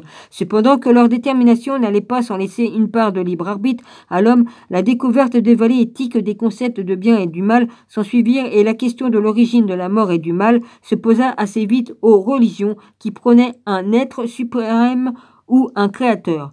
Qu'un être indépendant de lui, non plus collaborateur, maladroit, ni même adversaire, en fut responsable, établissait un système tranché dualiste où les causes absolues de bien et de mal étaient nettement distinctes. Qu'est-ce que j'ai foutu sur ma loupe? Madéisme ou zoroastrisme. Le madéisme, dont une partie de la doctrine est contenue dans l'Avesta, et que le parisimisme continue actuellement en Inde. Actuellement en Inde est réputé avoir été révélé au prophète persan Zarathustra ou Zoroastre, 7e, 8e siècle avant notre ère. Il est fondé sur le dualisme bien-mal qui régit le monde sur la lutte incessante entre Ahura Mazda ou Orma principe de vérité, lumière vivante infinie par le haut. ORMA, entre parenthèses le U entre deux demi-cercles, ZD. Principe de vérité, lumière vivante infinie par le haut, responsable de tout ce qui est bon, pur et lumineux, et ange gras, main-yeux, ou Ahriman, génie du mensonge et du mal, infini par le bas, responsable de la maladie et des ténèbres, mais qui sera vaincu au bout de 3 cycles de 3000 ans chacun. 3 cycles de 3000 ans chacun, ça fait 9000. Pas fini. Zoroastre synthétisa l'idée de légion composée de bons et de mauvais génies en principe de dualité Or-Mazd, c'est-à-dire Ahura Mazda, le roi de la lumière, et Ahriman ou Agra Mazda, comme la pile Mazda. Oh bah c'est marrant ça. Il n'y a pas de hasard, hein. Ah, ouais, je me rappelle de ces piles-là. Le prince des ténèbres d'un mal omni. Oh, c'est comme les piles de Bagdad, hein. Ça date pas d'aujourd'hui, hein. C'était comme un vase. J'ai pas mon vase ici, sinon je vous aurais montré. Non, il doit pas être ici, il doit être par là-bas. Ouais, j'ai un vase comme pot de fleurs, c'est fait en une pierre spéciale. Et ben, les piles, ils avaient cette forme-là, les piles de Bagdad. Donc, ils avaient bien inventé des piles bien avant qu'on les inventasse, celles qu'on les connaît maintenant. Ouais. Ils affirment la vulnérabilité de l'organisation hiérarchique et parallèle à celle du bien et la confrontation entre les deux armées naquit une lutte incessante, perpétuée jusqu'à la fin des temps et qui résonne de ces cris de guerre permanents. Voici Ormazd, voici Ahriman. Ahriman a pour principaux subordonnés 6 archidémons. Ils n'ont pas fait un film là récemment, là où que l'autre il dit plusieurs fois le mot, et puis que l'autre il arrive, et puis après il tue la personne s'il a dit son mot, son nom plusieurs fois. Il n'y a pas de hasard. On est à la fin des temps, puis les autres ils font des films comme ça. Ouais, ça fait un peu comme comme l'autre disent Beetlejuice, ou alors d'autres qui disent autrement. Je ne vais pas dire les noms parce qu'il y a des noms de démons, je vais pas dire les autres parce que c'est des noms de démons et je ne vais pas les sortir. Les esprits de l'anarchie, de l'apostasie, de la présomption, de la destruction, de la ruine et de la colère, à l'opposé, l'inaccessible Ormazd a délégué la hiérarchie des 6 archanges aux saints immortels du monde pur créé par lui. Ses pouvoirs de dispenser richesse et fécondité, de guider ses armées et de récompenser les hommes purs, esprits séparés d'Ormazd. Oui, parce que si on énonce des mots de noms de certains démons, vaut mieux pas. Ça les fait venir. Vaut mieux pas, on joue pas avec ça. Il y en a qui s'amusent, hein, qui vont dans des châteaux hantés, qui font des trucs comme ça, et puis ils les appellent. Ouais, bah. Ils font du Ouija, et puis ils font d'autres choses. Puis après, ils sont bien emmerdés, hein. Ouais. Ils en sont les attributs, soit la sagesse divine, la vertu, la domination, la dévotion, la totalité et le salut. Du côté du Père, il est encore question de loi éternelle de Dieu, du bon esprit et amour. Du bon esprit et amour et de service aimant ou créateur, triade, active et masculine, que la principe du feu récapitule. Celui d'obéissance rassemble du côté de la mère la triade de piété, de perfection et d'immortalité ajoutée à Ormazd. Ces 6 entités forment l'heptade qui correspond aux 7 cieux traditionnels sous lesquels se trouvent en plus de 28 anges supérieurs une multitude d'anges subalternes et de génies gardiens et de la terre. C'est au premier des 6 archanges appelés fils d'Ahura Mazda ou Esprit Saint qu'il revient surtout de combattre l'esprit mauvais, inspirateur de l'image judéo-chrétienne de Lucifer ou de Satan. La doctrine zoroastrienne des anges et des démons présente d'ailleurs un parallélisme évident avec les conceptions judéo-chrétiennes. B.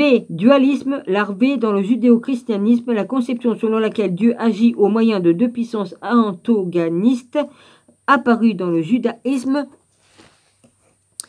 du début de notre ère, mais sans que le monothéisme traditionnel fût remis en cause. Le genre apocalyptique pratiqua un dualisme temporel dans son contraste entre mode présent et à venir quant au prince des lumières et à l'ange des ténèbres, ainsi qualifié par la règle de O'Umran, Philon les présenta comme les moyens divins de la création. À ce titre, ils étaient responsables des biens et des maux. Mais alors que ces puissances antagonistes se trouvaient là à égalité, le diable est nettement prince de ce monde, dans l'évangile de Saint Jean.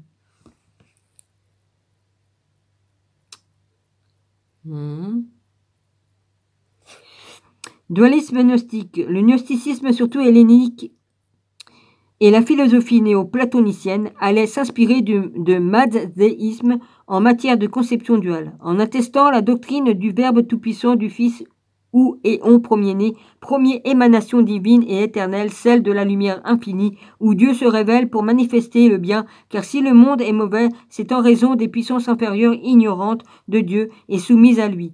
Le créateur biblique, le monde n'a donc pas été créé directement par Dieu, mais par quelques démiurges imparfaits, l'archonte. La boat i non, c'est marqué, c'est un L. La dalboat. La Sophia. Il y a aussi le féminin, hein. Fils du chaos qui fera mourir le Christ en raison de la connaissance surnaturelle de la gnostie qu'il a apportée pour libérer l'âme appelée à retrouver Dieu. Non, c'est pas la même chose alors. Non, parce que là c'est la dalboat et puis l'autre c'est albaot ou salbaot. Oh, je sais plus. Donc je confonds. Adversaire du dieu biblique, la secte des Ophites avait même attribué aux démiurges des traits indignes du divin, vanité, ignorance et rancune, mécontent de sa création. Il avait voulu la détruire. La détruire.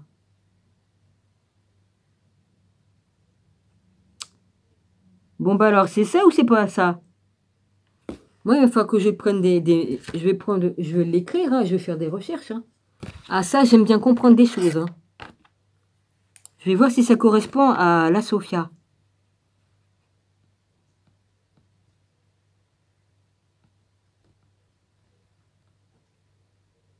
Comme on y va, on y va. Comme on étudie, on étudie. Et si on ne comprend pas une chose, on cherche. Et si on cherche, on trouve. Et si on ne trouve pas, on demande à Dieu et Dieu nous donne la correspondance.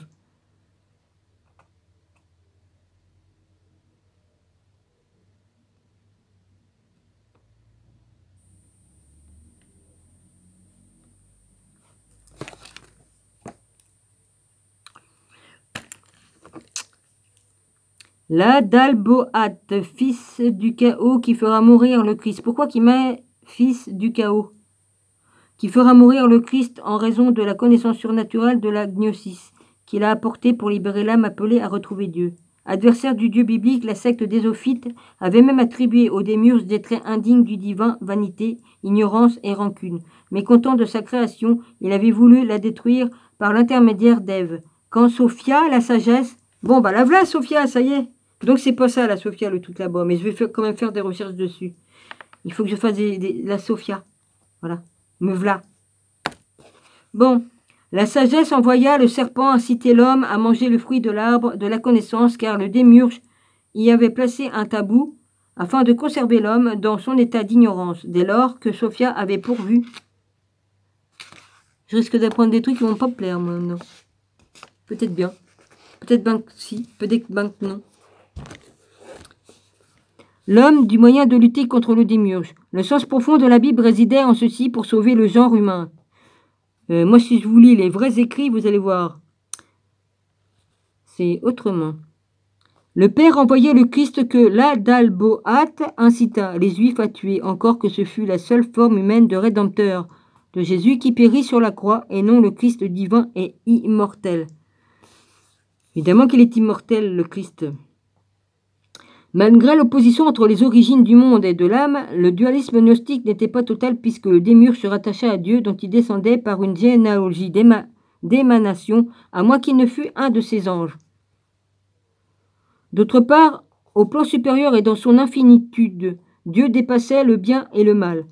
Gnose juive, la Kabbale allait partager ce dernier point de vue avec l'En-Sof, étranger à ces concepts, ceux de clémence et de rigueur, n'apparaissant qu'au plan des séphirotes, aux émanations et de l'Adam Gadmon. L'Adam-Gadmon. La théorie gnostique de l'illumination, celle des sphères angéliques, correspondent à la hiérarchie céleste, donnèrent lieu à une angéologie complexe qui ne se rencontrait pas seulement dans cette ascension mystique, dont nous reparlerons à propos de la Kabbale, dans la mystique de la Merkaba, dans la voie descendante. Moi, j'ai bien envie de racheter un livre qui en parle de tout ça. Aussi, il fallait vaincre souvent des puissances hostiles. Ouais, le truc de Merkaba et puis le truc de la Kabbale. J'ai bien envie d'aller puiser là-dedans, là, d'aller voir des choses. J'aime bien comprendre. De toute façon, la connaissance est très importante. Ça ne veut pas dire que je vais faire de la sorcellerie ou de la magie, hein, non, non. Ça n'a rien à voir. Hein. Mais comme tu as des connaissances, c'est important de les avoir. Ainsi, pour parvenir aux hommes, l'Enoïa elle-même, ou pensée divine, devait déjouer les pièges de hiérarchie angélique, sans doute jalouse. L'Enoïa aussi, ça représente la Sophia, je crois. Songeons ainsi à la chute de Lucifer, l'ange révolté et tentateur à d'autres réputés avoir transmis des messages à de grands fondateurs de sectes, Alt-TAWM, je ne sais pas comment que ça se prononce. Le compagnon, le jumeau, par exemple, aurait révélé à Mani, âgé de 12 ans, soit le 7 avril 228, au futur fondateur de la gnose manichéenne, la mission suprême à laquelle le roi de la lumière le destinait à l'âge de 24 ans, soit le 23 avril 240, il aurait reçu de son double céleste l'ordre d'abandonner sa communauté baptiste.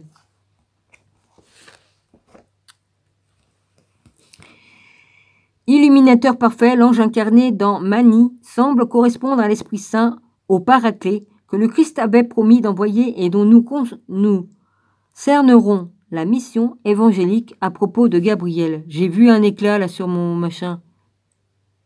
Oh la vache. Je sais pas ce qui s'est passé, mais j'ai été éblouie alors que mes yeux étaient pas encore posés et je l'ai vu sans avoir mis mes yeux avant.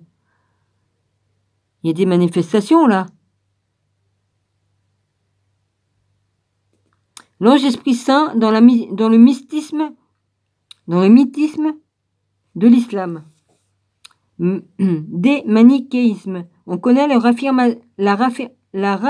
réaffirmation par les conciles du 4e, 5e et 6e siècle du principe d'émanation unique en vertu duquel le Dieu Tout-Puissant est créateur du ciel et de la terre, de toutes les réalités visibles et invisibles. Or, vers la fin du XIIIe siècle et à la suite du gnosticisme de la manichéisme, Néo suprême avait poursuivi l'effort de conciliation entre machinéisme, philosophie grecque et christianisme. Il affirmait le principe de la séparation primitive et radicale des deux substances antagonistes et coéternelles, celle des âmes et de la matière appelée respectivement lumière et ténèbres. Comme la matière avait partiellement englouti les âmes, le salut de l'homme dépendait de sa capacité à faire remonter en lui et à leur source les parcelles lumineuses afin que les substances se séparassent à nouveau selon le principe du double émanation. En effet, avant l'existence du ciel et de la terre, de tout ce qu'il comporte, les principes du bien et du mal vivaient séparément, l'un dans le royaume du Père et l'autre grandeur dans sa terre de lumière, faite de 5 demeures, intelligence, raison, pensée, réflexion, volonté, et peuplée d'innombrables éons émanés de lui. L'autre dans les 5 sphères concentriques du grand archonte des ténèbres, maître des hiérarchies démoniaques. Tout au long du Moyen-Âge, de la manichéisme fut l'hérésie majeure entendue comme croyance contraire à la foi et donc crime.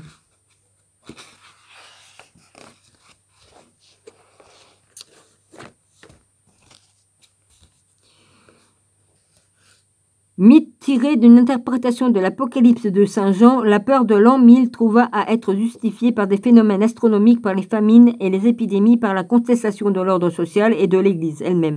La mise en évidence du mal qui régnait sur un monde de misère et d'injustice contribua à populariser la doctrine manichéenne à travers la polythéisme,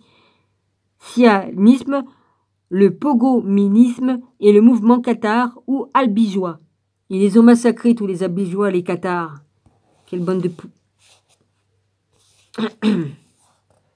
Avec ses adeptes répartis en 2 classes perfecti et crédence, le catharisme affirmait la coexistence éternelle de 2 royaumes placés sous l'autorité respective d'un prince des Lumières, ou Dieu bon, principe du bien, et d'un prince du monde, ou Dieu malin, ou Satan, principe du mal entendu comme matérialité de créateur, était donc distingué ainsi que 2 créations, l'une des êtres invisibles et immatériels, l'autre des choses visibles et matérielles, même si, en dernière analyse, Satan devait être surplanté par Dieu. Il n'en était pas moins doté d'une puissance égale. Leur privation du libre arbitre et le principe du mal expliquaient la chute des anges.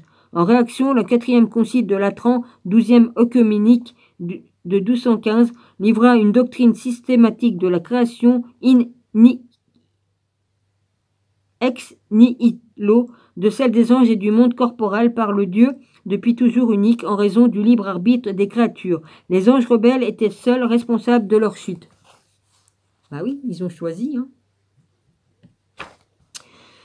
Nous croyons fermement et nous affirmons simplement qu'il n'y a qu'un seul vrai Dieu, éternel, immense et immuable, incompréhensible, tout-puissant et ineffable, Père, Fils et Saint-Esprit, 3 personnes mais un seul, essence, une seule substance ou nature rigoureusement simple. Le Père ne vient de personne, le Fils vient du Père, seul le Saint-Esprit vient également de l'un et de l'autre. Sans commencement, toujours et sans fin, le Père engendre, le Fils naît, le Saint-Esprit procède. Ils sont consubstantiels, coégaux, ils ont une commune toute-puissance, sont coéternels. Ce seul Dieu est l'unique principe de tout créateur, de toutes les réalités visibles et invisibles, spirituelles et corporelles. Par sa toute-puissance, il a pareillement, au commencement des temps, créé de rien l'une et l'autre créature. La spirituelle et la corporelle, c'est-à-dire les anges et le monde terrestre, puis la créature humaine qui, en quelque sorte, appartient. Tout ensemble à ces 2 niveaux du réel, étant constitué du corps et d'esprit. De corps et d'esprit. En effet, le diable et les démons ont été créés bons par nature, mais c'est par eux-mêmes qu'ils se sont rendus mauvais. Quant à l'homme, il a péché à l'instigation du diable. En son décret pour les Jacobites en 1442, le concile Florence du 17e œcuménique insista l'Église romaine croit, professe et prêche très fermement qu'un seul vrai Dieu, Père, Fils et Saint-Esprit est le créateur de toutes les réalités visibles et invisibles. Quand il l'a voulu, dans sa bonté, il a créé toutes les créatures, les spirituelles comme les temporelles, indubitablement bonnes puisqu'elles ont été faites par le souverain bien, mais sujettes au changement parce qu'elles ont été faites de rien. Elles affirment que le mal n'a pas de nature, car toute nature en tant que nature est bonne. En outre, elles condamnent la doctrine insensée des manichéens qui ont fermé deux premiers principes, l'un des choses visibles, l'autre des invisibles, et qui ont dit que le Dieu du Nouveau Testament n'était pas le Dieu de l'Ancien. Nous avons vu en effet que le manichéisme était l'héritier de la gnose des premiers siècles de notre ère. Or, souvenons-nous que pour les sectes gnostiques, le monde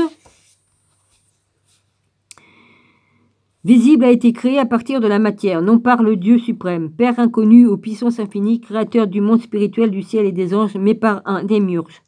La doctrine gnostique de l'émanation avançait que le Dieu du bien, le Dieu suprême, se manifestait par une lumière mystique. Cette lumière irradiait les éons, ou champs concentriques du monde invisible. Quoique imperceptible, elle pénétrait ainsi la matière impure du monde visible. La dualité, la lutte permanente entre les principes de bien et le mal se résumait ainsi à une opposition entre la spiritualité émanée du Dieu suprême qui envoya le Christ l'instaurer sur la terre et celle-ci tout empreinte de matérialité puisque largement confondue avec le mal. Notre monde ne pouvait avoir qu'un créateur qui fut tout autant.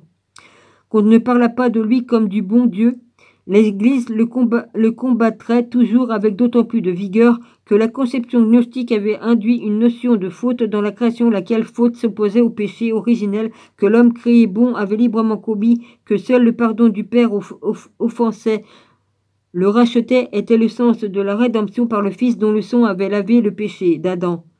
Les gnostiques, au contraire, avaient nié cette interprétation puisque le désir d'Adam d'accéder à la connaissance n'avait été, selon eux, qu'une conséquence de l'injustice du démiurge imparfait, ouvrier d'un monde imparfait, père jaloux et responsable de la mort du Fils. Quant à l'Église, elle ne cessa de réaffirmer sa doctrine de la création jusqu'à sa troisième session du premier concile de Vatican, 20e œcuménique de 1870. Apogée des décadences de l'ange médiéval. L'angéologie se trouva largement systématisée par la découverte des œuvres d'Aristote, dont les commentaires par le philosophe musulman Averroès, XIIe siècle, orientèrent les scolastiques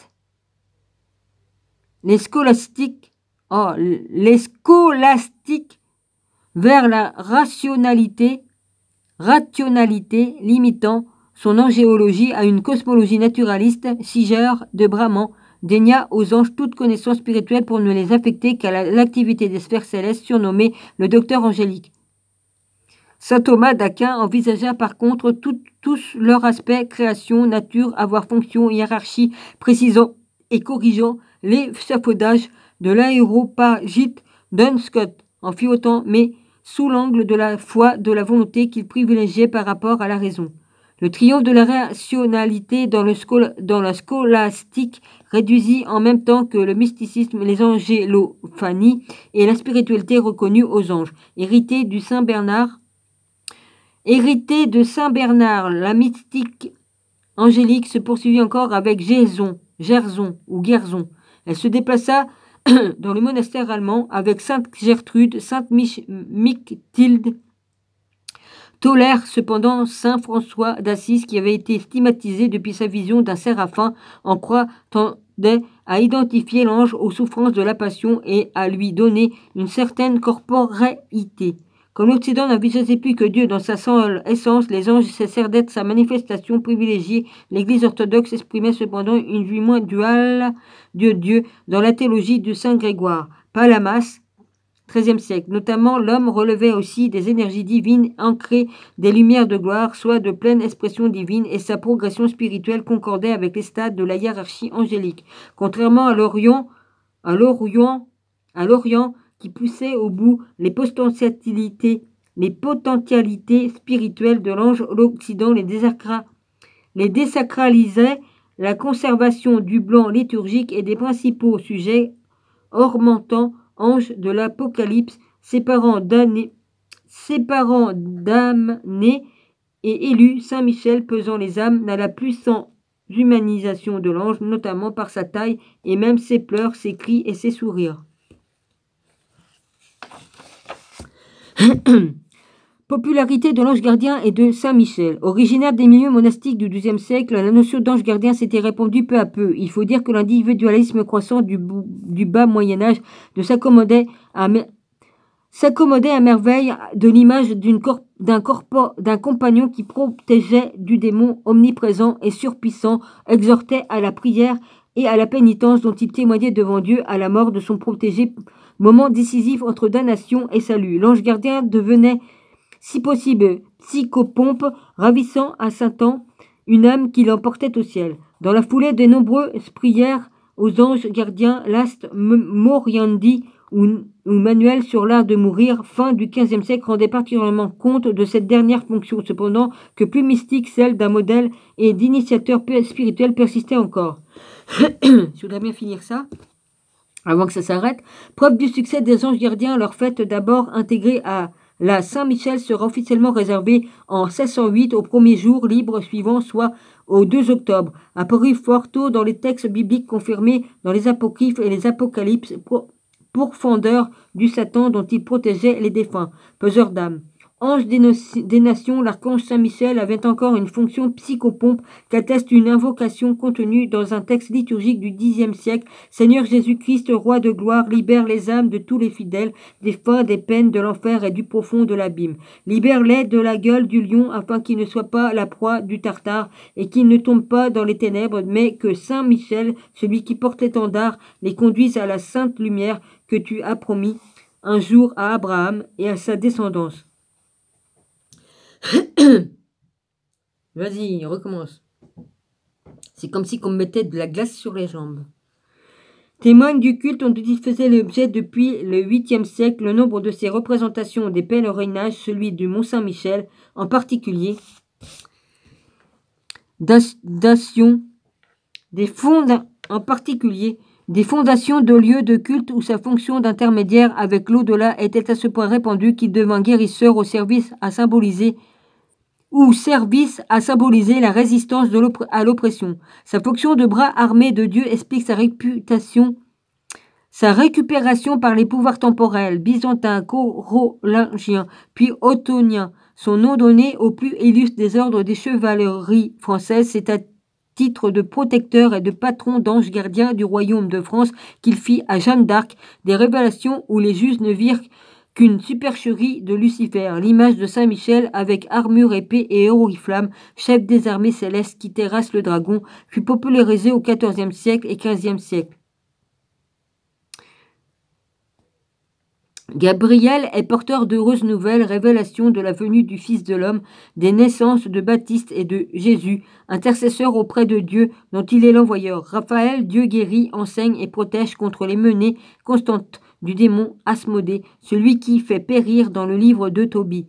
La garde des villes ou la province ainsi que des missions spécifiques leur seront confiées les 24 mars et 24 octobre réservées à leurs fêtes respectives. Note, je vais avoir le temps de faire une note. Ou lucidaire, plus moins 11 000. 2. Ou jardin des délices, plus moins, non je sais pas, ça fait plus tiret 1170. Hildegarde de Bilgen, le livre des œuvres divines trad, Paris, Albert Michel, cité par Four dans Les Anges Paris, Selve. J'aimerais bien trouver un livre sur Hildegarde, tiens, ça me plairait bien.